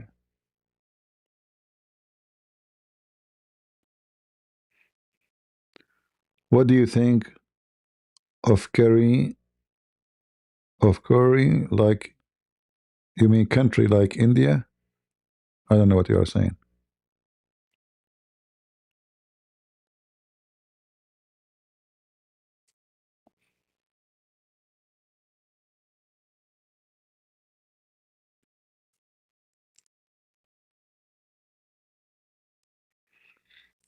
Yeah, I ate.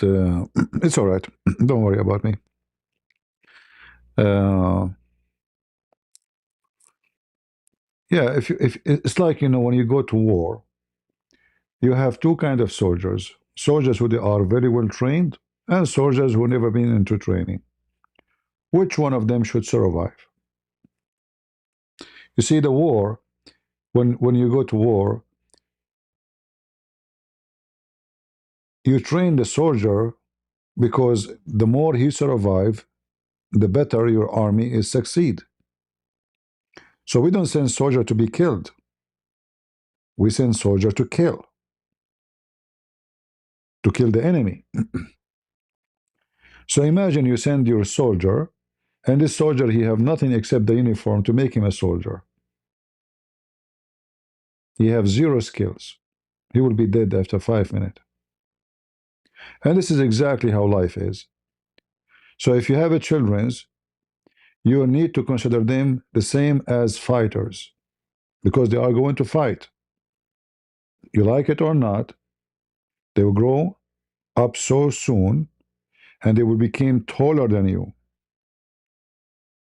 At the moment they became taller than you, either they will become polite, loving, and still obedience, even though they became in the age of make decision, because you did the right thing with them, or they will become a ticking bomb in your house. They might even kill you.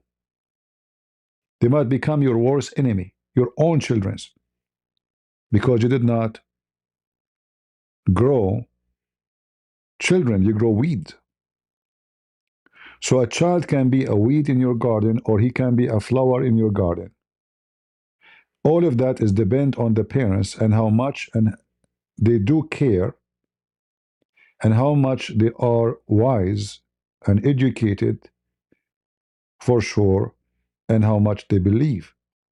Because always a house without belief, there's nothing to believe in. So we have no target in life. Believe in what? So belief is very important.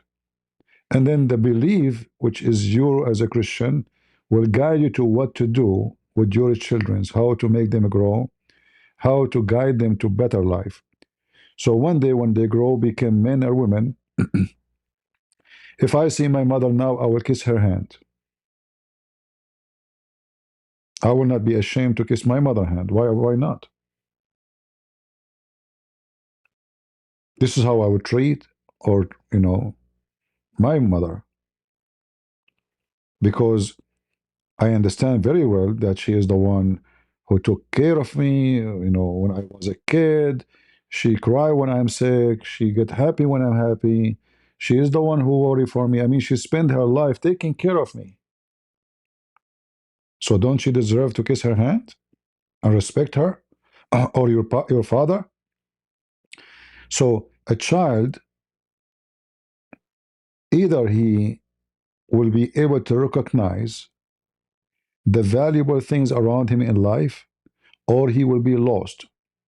And then he will be cursing his parents, not thanking them. He will say the F word to his mother, not thanking her. He will spit at them. So now instead of having a child who love you, protect you, you have an enemy. Like what happened with David Wood, as an example. A very lousy family. The mother take drugs, the father take drugs, the brother take drugs, the whole family is messed up. The son wanna kill the father.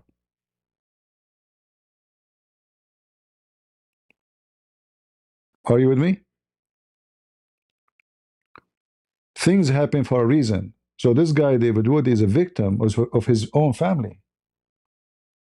If he grow up in different family, I believe he will be a different person.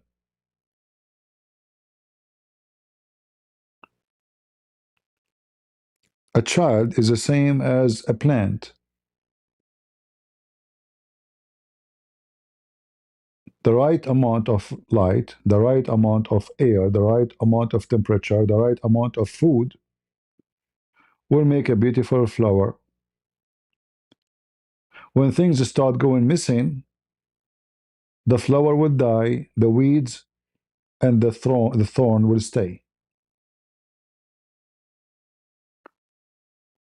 A child always is a victim and the outcome of his parents. So you can find a woman, she is a single parent. One of them, she did everything she can in her life to take care of her son. The other one, she is busy sleeping around. Both of them, they are single parents. Both of them, they are women. And both of them, they have a kid. But one, her kid ended as a drug dealer, criminal, thief. And the other one, her son, would be loving, giving, wonderful person. And he appreciate his mother. So what went wrong? It's about how much I care and how much I do things in the right way. You do it right, you will get the right son. You do it wrong, you will get the wrong son.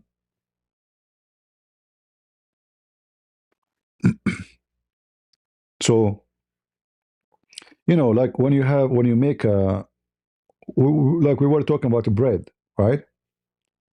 So, how we have bread? If you try to eat the bread before you put it in the oven, which means a dough, it tastes so ugly.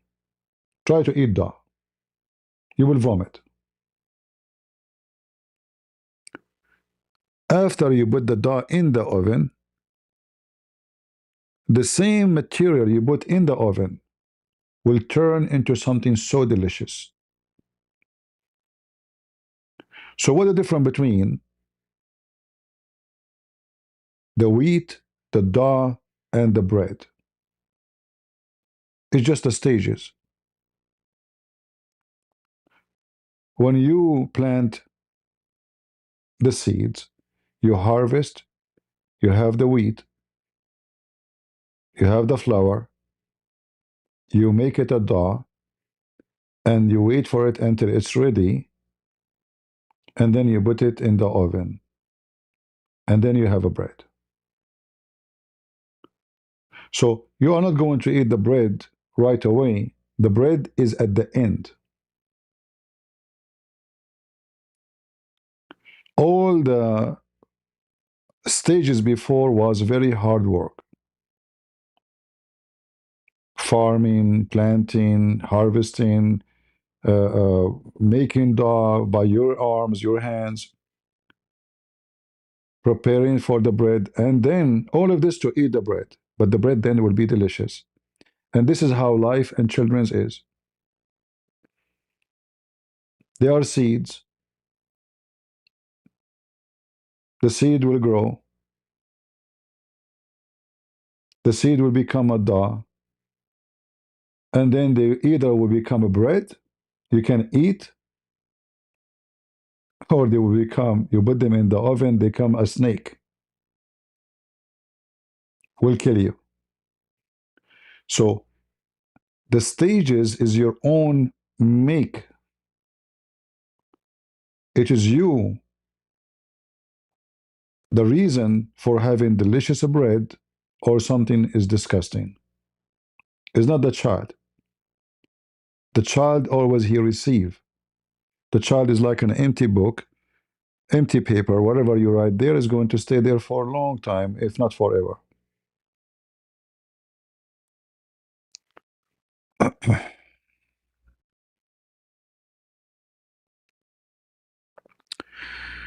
Do you think Brother Abdullah Hashim Abba Sadiq is the true Pope? Sure, he's a Pope, This is why he asked a Muslim woman who is following him to do blowjob for him.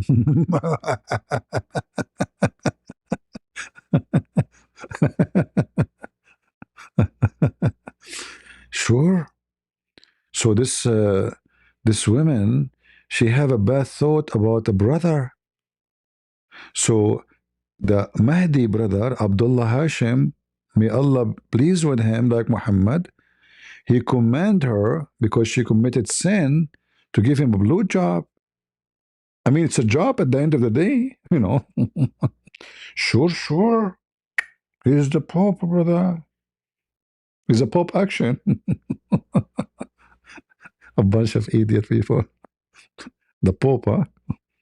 Yeah. And by the way, he claimed that his followers, they wave his flag in the Vatican, and the Pope died. Why you don't do it to the same second Pope? Go wave your flag. Ah, Lord have mercy.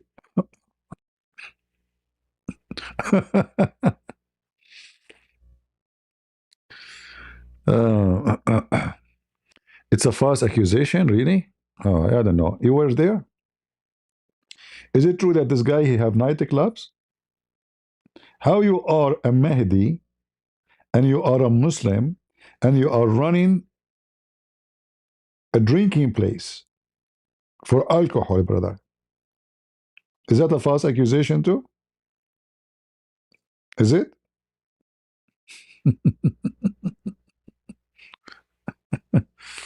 It is false accusation. Sure, sure, absolutely. Yeah.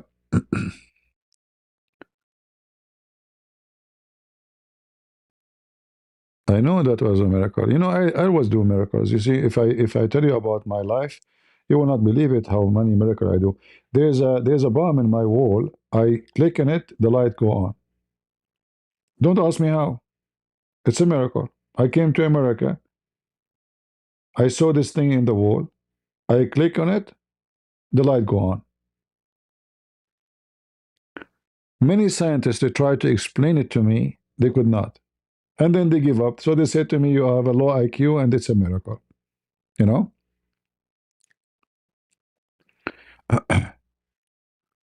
Oh boy.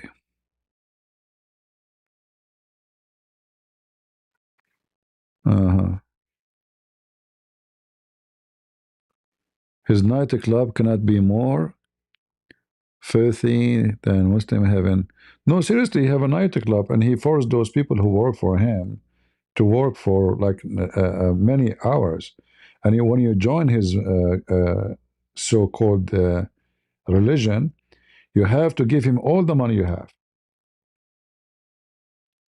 And then he give you a room in one of the building he own. Everything is under his name.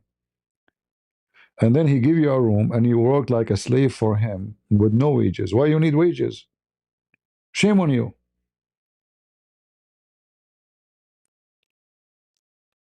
right?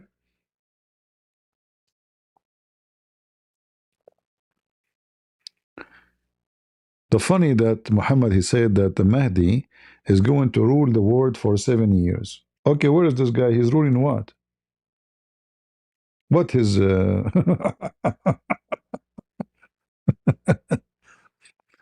he will come and he will stay for 7 years. That's it. 7 years. Should not stay 8 years, not even 9 years. Do you have a Christmas tree? No, I don't. I did not have Christmas trees for a long, long time. But always I celebrated Christmas. It's in my heart. It's not by a tree or light. And you are my tree, my friend. The family here is the light and what make a Christmas beautiful for me. There's many people here, and I'm very sure they care for me more than I care for myself. That make my Christmas. I never, for many, many years, I always have a Christmas by myself. Like, the movie Home Alone? That's me. But it doesn't hurt me. I'm used to it. And some people, they cannot handle such a thing, to be alone by yourself, no friends, no people visiting you. For me, it doesn't affect me at all. But in the same time, what affect me, that there's many wonderful people here. They really care for me, and I know they have a lot of, not only care, they consider me as very important person for them, and they are important for me too. Uh, and that make you feel that you are part of family, and you are not alone in this earth. For some time you feel like, I mean, you think differently, you take things seriously, and then you find yourself like you are kind of maybe the only one in the world who think this way. I mean, you are taking, like in Arabic, we say the person who carry the ladder, but in the wide way, like you put it in your shoulder, and you try to cross the road. You know what I mean? It's going to be very hard. Like you want to go inside a door, and you have a long ladder on your shoulder. Like you don't put the tip of the ladder inside the door to go through. No, you have it in your shoulder. So sometimes you feel like you are doing that, and you are trying to enter in this world with this ladder, and it doesn't fit anywhere. But then when you see those people who really support you and they care for you, you find that your ladder is in the right place and it fit. The wide gate is the hell. The narrow one is the opposite. So there is people who take the easy road, and there's people who take the hard road. The hard road is when you struggle to be opposing everything false. And everything around you is about false. Like now, it's Saturday night. If we go in anywhere downtown, nightclub, dancing, drinking, you name it.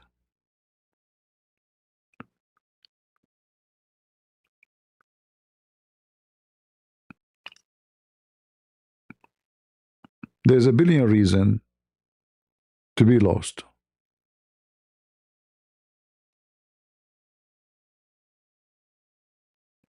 So you choose what you want to be in this life.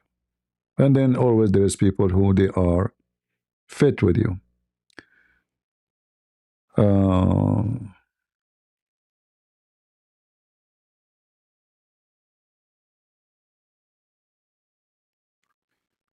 Prince and me, more than 18 years brother, and this Christmas also we will be there with you in the Christmas. Oh, you mean online? Because yeah, always online. I go online during the Christmas time. Thank you very much. Actually, once a Muslim sheikh, he challenged me. Like I offered this guy a challenge to debate, right? So it's embarrassing if he say no. So he said to himself, "Okay, I will debate you in December 25th. It's a Christmas day." But he was expecting me to say no. It's a Christmas. It doesn't work with me. Uh, I'm ready for it. A Christmas, a New Year, I don't care. You know, Abdul, I am here for you. Take it or leave it. Yeah. Anyway, people they have a choice in their life, and everybody do what he think is good for you. But I always have something to say to all of you. Stay away from sin because there's a reason for that. Sin does not make you happy. I challenge anyone he lives sin to tell me that sin make him happy. Never. It doesn't matter how much wicked you are. Inside you, you are sad creature. Sin does not make you feel better. Sin kill happiness. And I assure you that.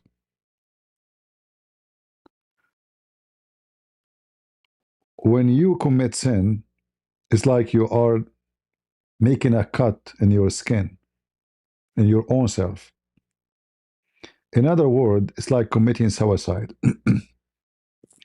Because the more you make cuts, the more you have wounds. And those wounds will make mark, even if you think they are, they close. It's an old wound, but the wound is there. Like if you have a cut one day in your hand and there's cold, you will feel it, even if it was many years ago. But in that area, you will feel pain. Even though the cut happened many years ago and the wound is closed, maybe you cannot even see it. But still, you will feel the pain even after many years. Because the cut, is a stay, is not going to leave. And this is how sin is. It's like somebody making cut in his skin, and the more cuts he have, the more pain he will have through time. And that make it come to a point where you will be so depressed, so upset, because everything around you is a failure. The sin life did not accomplish for you a family. Maybe you have many kids, but they are not family. Maybe you have many women, but they are not your wife. Maybe you have many buddies, but they are not your friends because they are sinners. The first thing they will betray you. They think about themselves. A sinner is a selfish person. He cares for none except how I can be having a happiness because he's desperate for it. That's why he commits sin, actually.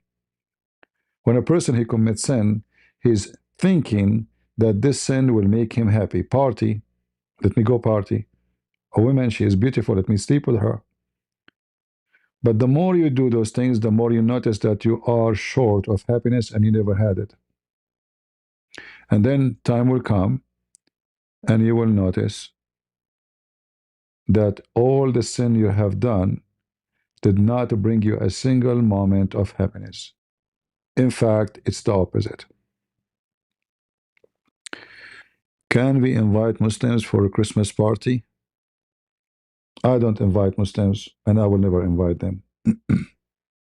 However, this is a decision you make. If you think that the person is a Muslim by name, he is not a bad person, maybe. But for me, I don't trust them. And when you say party, what party mean? Like you have some food, family, no problem, you know. But be careful.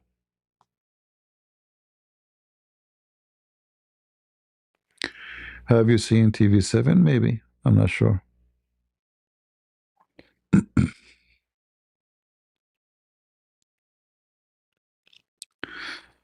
All right.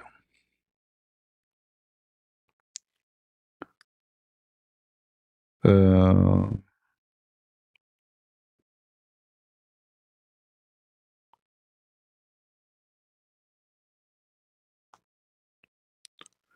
yeah, sin is the biggest mistake a human being he do, and he think his sin is what make him feel alive.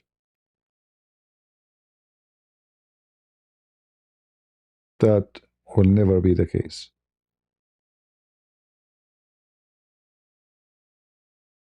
Your sin always will chase you. When you harm people, the harm you did is going to chase you. When you kill, you will see them, the dead bodies you killed in your dreams. When you rape, you will remember the face of women you rape her, screaming at your face. It's going to stay with you forever.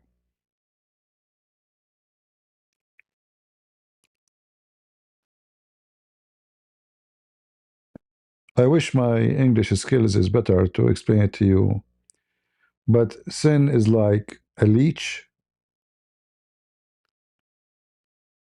and this leech is attached to your skin. You cannot free yourself from it, especially when the leech became so long, because your hand cannot reach it. It's like a long rope. It's in the hand of somebody else, and that is the devil.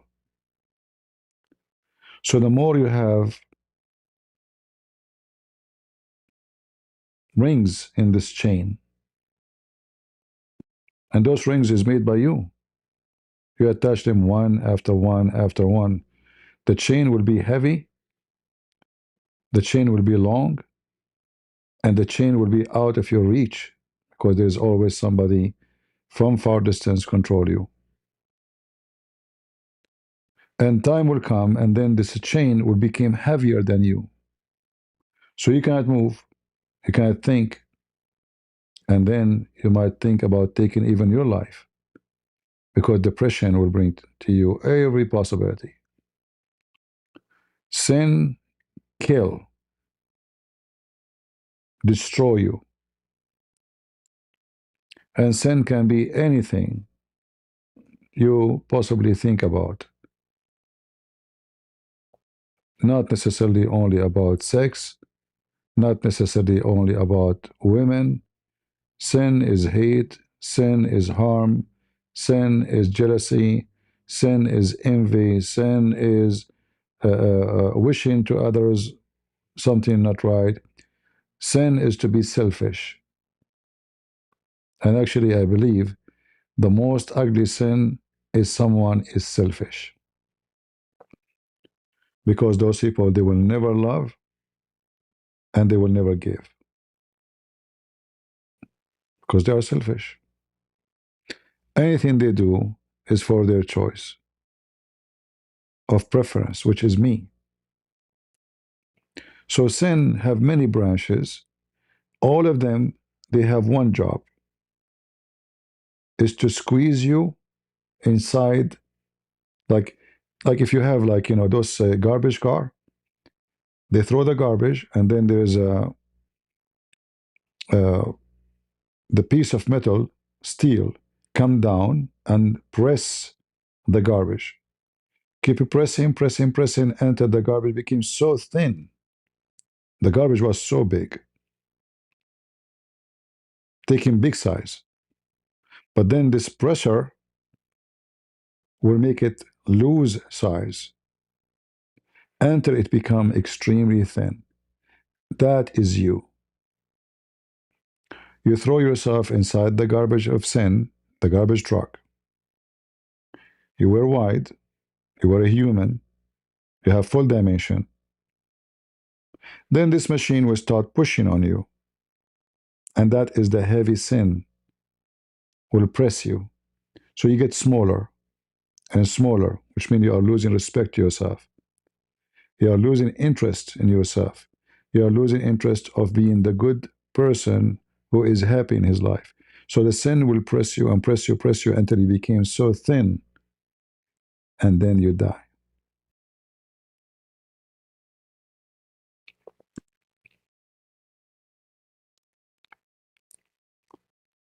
So don't be a garbage person who will be thrown into a garbage truck. Do you listen to Dr. Jordan Peterson? No. I heard him when he have interview with Mimi Hijab, and I don't know, but I believe that this guy, he is maybe smart, I'm not sure, but I believe he's a failure in the same time. Like his daughter, she is weird. I mean, this guy, he claimed to be philosopher or whatever, but he give advice to people, yet his daughter is his daughter. Check her out. I don't think he is successful, but I did not hear much from him. He might be smart, I'm not sure.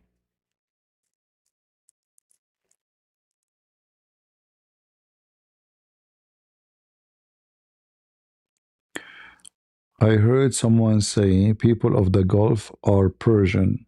No, no, because Persian don't look like people of the Gulf. Persian, they are whiter. They have different, even a head. Their skull is different. Their bones is different. Their hair is different. Their eye color is different. They are different. The Gulf people, mostly they are from India. Most of them. The only place maybe we can say have too much influence of the Persian is maybe Bahrain. But not too many, you know, right now.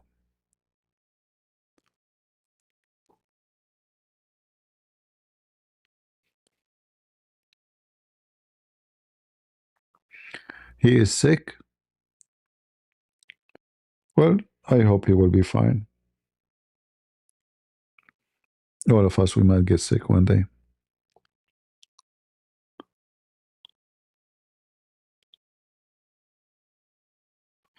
Well, good to hear that he saved at least 1 million young person. But how you get those numbers? How I know how many people they left Islam because of me? It's impossible. How I can get the number 1 million? Like, who is the one giving the data?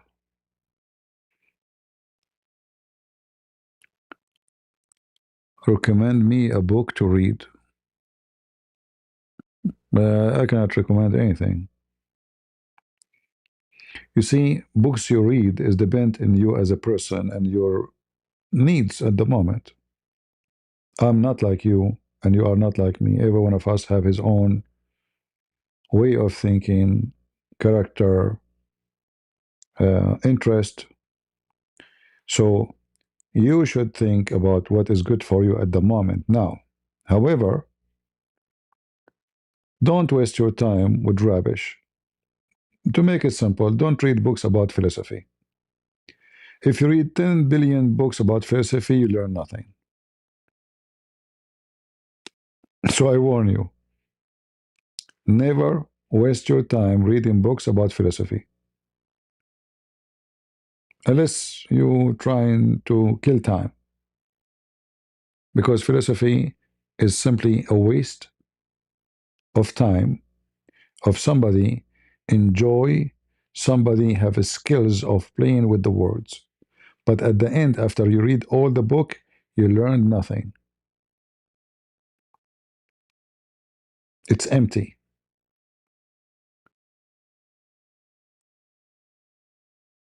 You know, when I did my exam for high school, I did not even have the book. I never read the book for the philosophy. I went to the exam, I get 100% from 100%. I never attend the class. I never bought the book. It's first time for me I see the question. In the beginning of the year, I attended few classes and then I've been fired from the whole school. They fired me, you know, because I used to be a troublemaker. Yet I get 100%. Why? Because philosophy is just an empty, stupid thing. If you have the skills, you can play with the mind of the teacher who is going to fix your paper. So when I was answering the questions, I was not answering from the book. I was answering, giving them an answer. I know this question. They want me to say something, and that thing have to fit with the teacher, not my belief. Have to fit what they want, not what I think. So I gave them what they want. I get 100%. It's just an empty, dumb, stupid science. They call it science. I find no joy in it. It's just a stupidity and how to play with words. And then if the audience are dumb, then you are genius.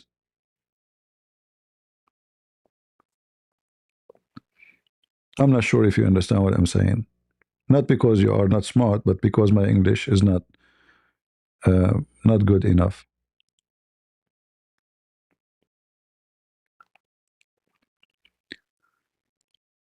Uh, so choose a book you think you need to read about it. You are interested today in a topic, but always be careful to choose something can be useful for you tomorrow. Not something is a waste of time. All right.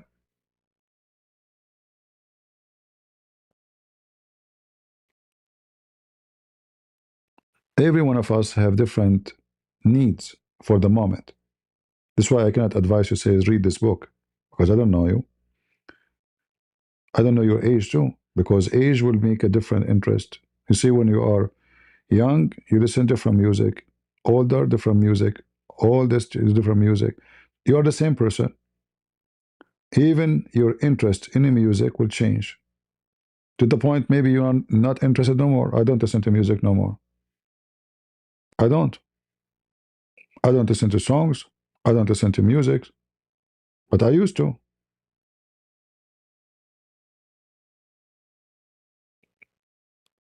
So your life will go through process, and you have to deal with that process of you being abrogated from the yesterday to tomorrow. So if I want to read something, I have to read something. I should read something interesting me today, but in the same time will help me for tomorrow, not to kill time. What about history? Depend in which history too, because every territory have different history. Which history you want to read about? There's many histories. It's good to read about histories, but don't be, let us say, history is like a swamp, mud. It can be true history.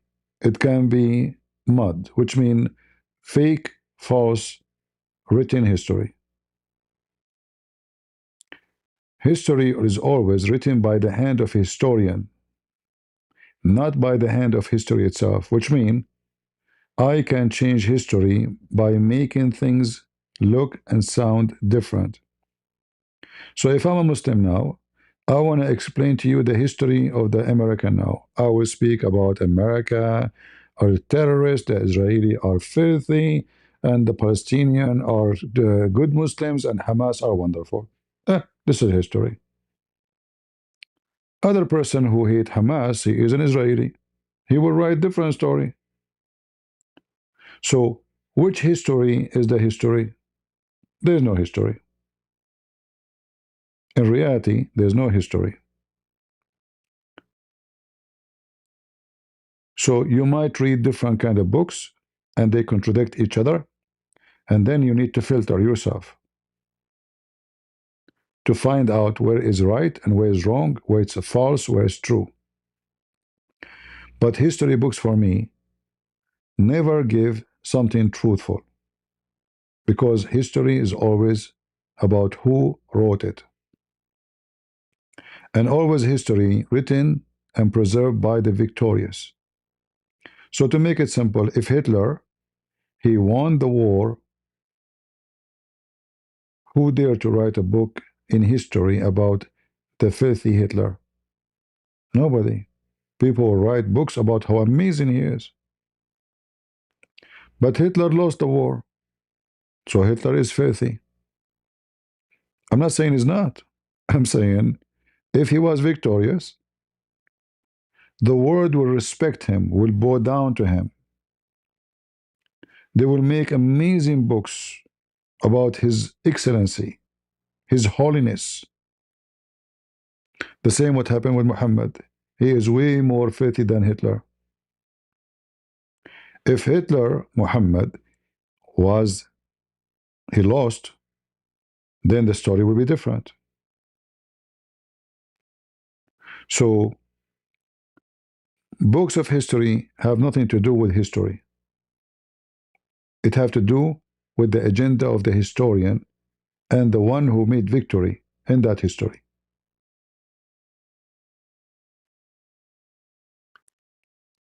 So I don't take historical book seriously. I take what I heard from my parents and what they heard from their grandparents and what they heard from their grandparents more, way more seriously from any history books, because those, they will not lie to me. They live their history and they give me the history of my ancestors.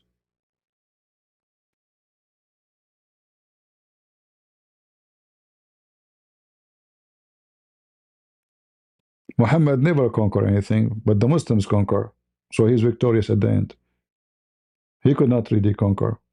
He was able to control the Arabian Peninsula, but he could not take the Roman as he promised. He could not take the Persian as he promised. But then the Muslims conquer, and then the Muslims, they wrote history about Muhammad.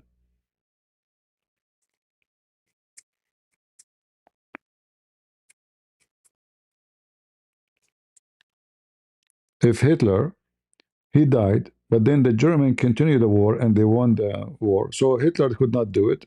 The German was able to do it. If the Japanese were able to defeat America in the war, do you think Japan today will be the same? No. Japan today is very humble. But Japanese, just 50 years ago, they are very arrogant. They chop your head for any reason. They killed millions of Chinese. The same for the Korean. They killed they killed a lot of Christians in Korea. Very ugly history. You go now to Japan, they are very, they are very submissive, friendly. What happened? Because the war broke them. They've been defeated. Their arrogant is defeated.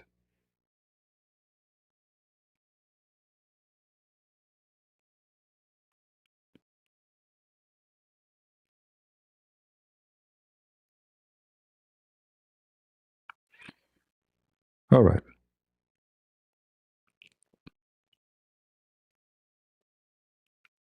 Yeah, for sure. Reading the Bible. He's talking, I'm sure, about other books, not about the Bible. But the Bible is always the best. You know, like if you want an advice from me, actually, I have an app in my phone, and the funny is, I learned about it from the translator in Ukraine. Uh, I just open it before I go live today. It's called a Study Bible. It has a green icon, and you know what I do usually. I go to the Bible. I open the Bible randomly, like I don't look for a verse. And then whatever the Bible open for me, I read.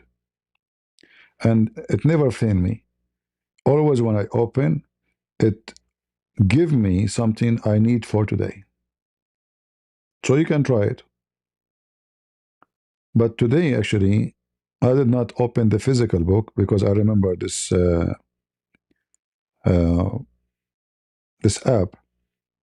But it worked differently for sure. I think the book still is different, is better. So you click at the top, and then you open all the books for you. And then you can close your eye, you can whatever, and hey, don't look at the screen. And then it's going to open something for you. And then you click again, to click. And then it's going to open for you a verse and you read it. You can do the same but in the book. Take it, open it. You're not looking for anything. Whatever in front of you. And always I find that it's very helpful because it's like God is opening the page for me. It's not my hands. The verses will come with something I need for today. And the amazing thing about the Bible, it doesn't matter how many times you read the same verse. Each time you see something different because this is the living word of God, which is to live with you. It's not a plain text. It's a living word. So those words will speak to you for this day and for your need in that day. Even it's the same verse, you did read it when you are 9, you did read it when you are 20, you did read it when you are 30, but each time you read it, it has different message to you. So this is the Bible. Other books, there's many of them. Depend on what you want and what are you about. Look, I just clicked twice. All right. I just clicked twice in this app and it opened for me in 1 Corinthians 8. And in front of me it says, however, not all possess this knowledge, but some, through former association with idols, eat food as really offered to an idol. And you can read the rest. So even though it's speaking about food, it's talking about etc., but it's speaking about something very important. The food can present physical food, and the food can present the media. The food can present idols like cow dance, Sucker Carson, and any others. Because your food not necessarily only bread. It can be the word of God or it can be the word of Satan. So there is many, they are eating food every day offered into an idol.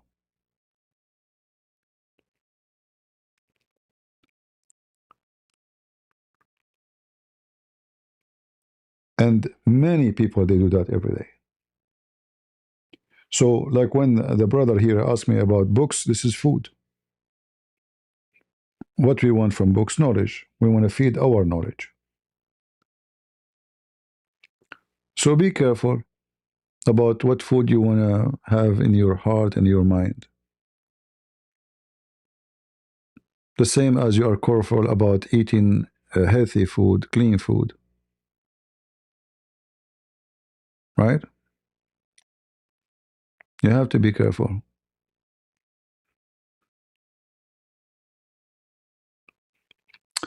All right.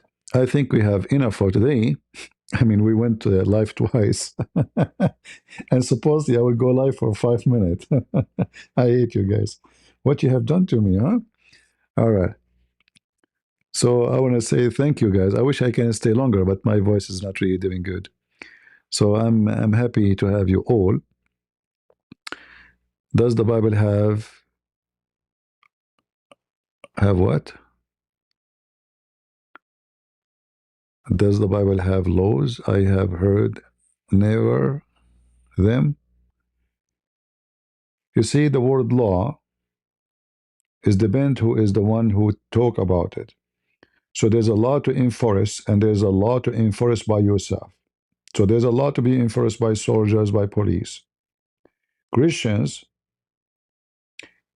their law is enforced by them own. Yes, we have law. Who said to you we don't?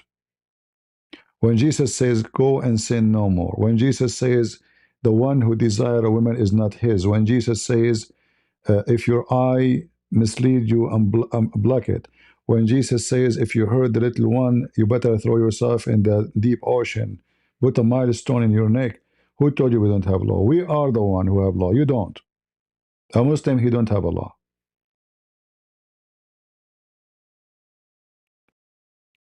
Because the law which is enforced on you does not present you as a good citizen, because they force it on you. But the law which you follow voluntarily is present a good citizen. So there's people, they will go and rob a bank if there's no police. But there's people, they will never rob a bank, even if there's zero police in the world. The one who did not rob the bank because of the police, he's not a good person. In fact, he want to rob the bank, but there's a police. But the one who will never rob a bank, no matter who is there, is the one is following truly the law. So to make it simple for you, the one who follow the law is the one who do it voluntarily, not the one who you force him. Even though in the appearance, both of them, they are supposedly following the law. Do you guys understand me?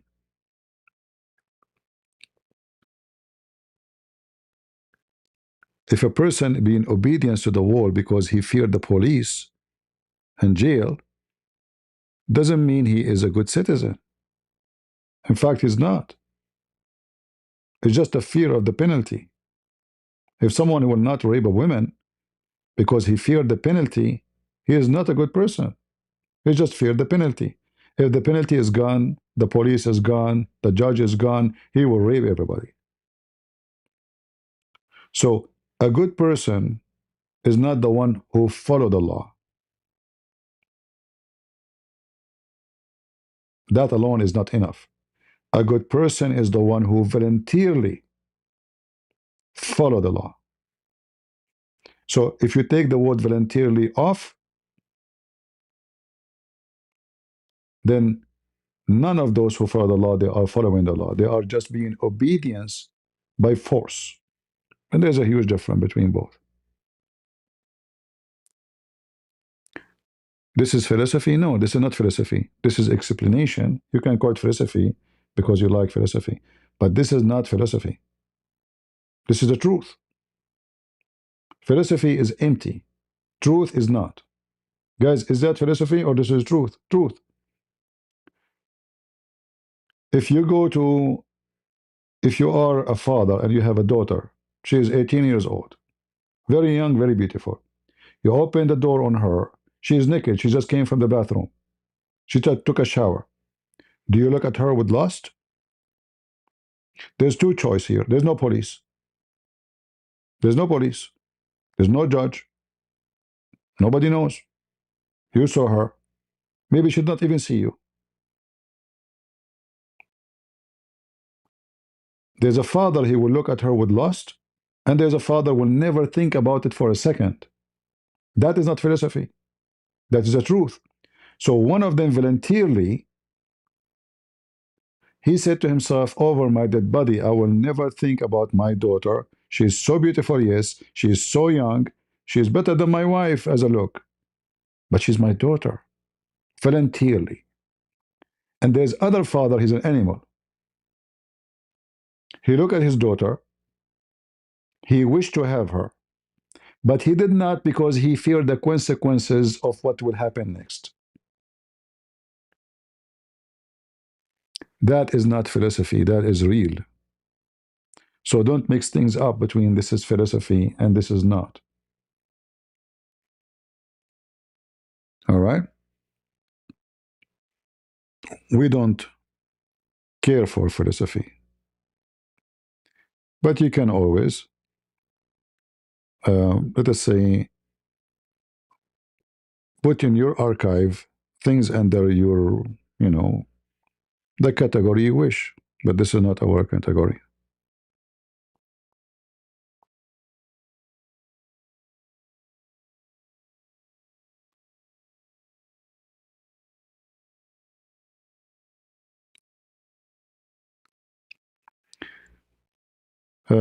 Somebody sent me a message saying that when he tried to donate to Ukraine, they are charging 21% tax.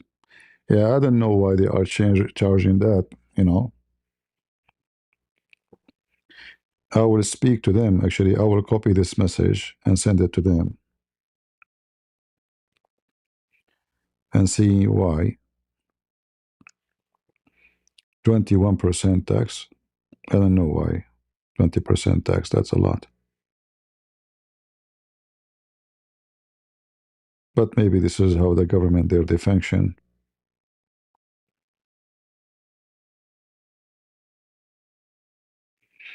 I will save the message and I will send it to them.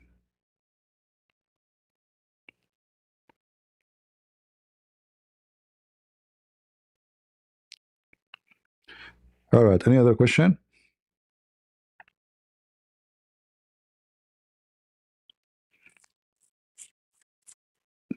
Philosophy is not my philosophy, I believe it's so stupid.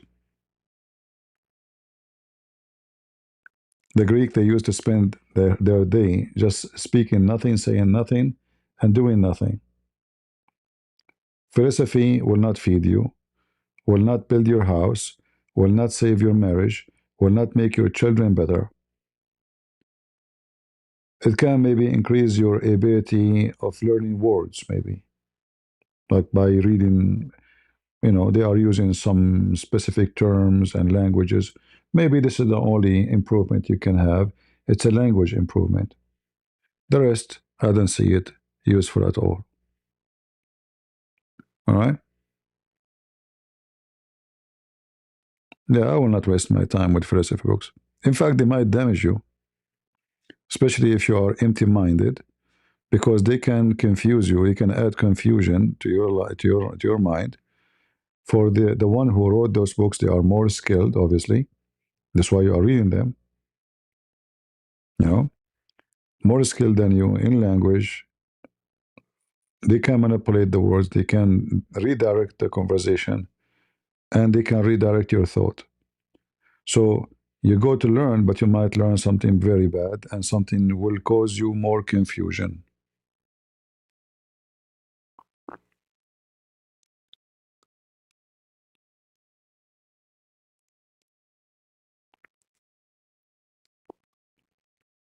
Uh,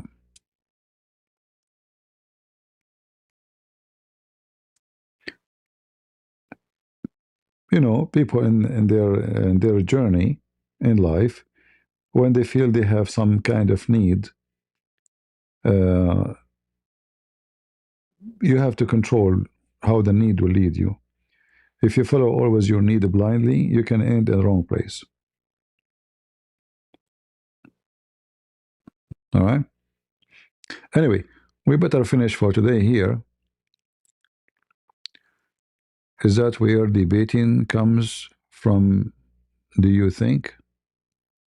Debating come from? You mean the philosophy? No, debating is not about, it can be a philosophy practice, but debating is about using information you have in the topic. It can be even about material. It can be about science. It's not necessarily about logic of society. It can be anything people have interest in. But debate, the debate is focusing in, you say something, I say something, and then the crowd, they will be convinced either by your statement or mine. And when we use logic, logic exists before philosophy, which means if somebody philosopher, he used the word logic, doesn't mean that he is the one who created logic. The logic is always there. This is not philosophy. So if I say to you, the logic is to have a child, is to have a woman and a man, that is not philosophy. That is pure science. But you can call it logic, which means the reasoning for things to come to be into existence, but have nothing to do with philosophy. It have to be in reality. In philosophy, logic can be a fantasy too. So I can create two characters, and I can create a conversation between them, but none of them is real.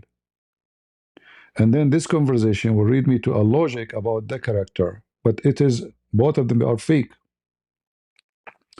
To make it simple, if we watch a cartoon, we have Tom and Jerry. One of them is the cat, and one of them is the rat. The logic is the cat chases the rat. But you might see in the cartoon, the rat chasing the cat. So, because it's a cartoon, it's a fantasy, it's not realistic, you can redirect the logic and break the rules. Because simply it's a fantasy. It's like a Chinese movie when a guy, he jumped from a roof to 100 meters away, from two trees to the other tree. It's a movie. So it's not logical, but you can make it logical.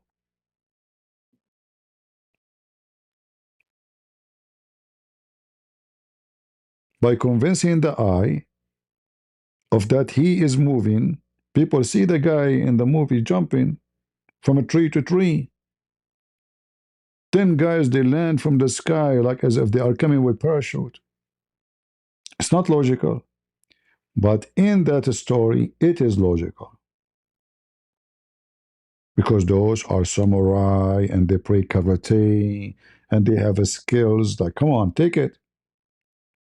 So logic is what you convince yourself to be logical for you. Not necessarily. It is a true logic. There's other logic which have nothing to do with philosophy. It is reality. That is not philosophy. I don't know if I explained it to you very well or not yet.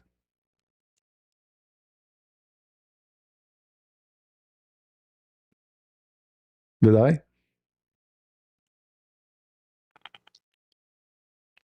It's like when you watch an American movie, in the logic of the movie, everybody die except Sylvester Stallone. People shot. The guy, this gun never ain't empty. Like you count the bullet. Okay, how many bullets in this gun? He hold the Kalashnikov in his hand, AK-47. There's 30 bullets there. But this guy, he shot already more than 200 and he did not replace the magazine. So, so depend in who is directing the logic and if it is about reality, which is not philosophy no more, or it's about fantasy conversation, which is then philosophy. All right? Did we make it clear?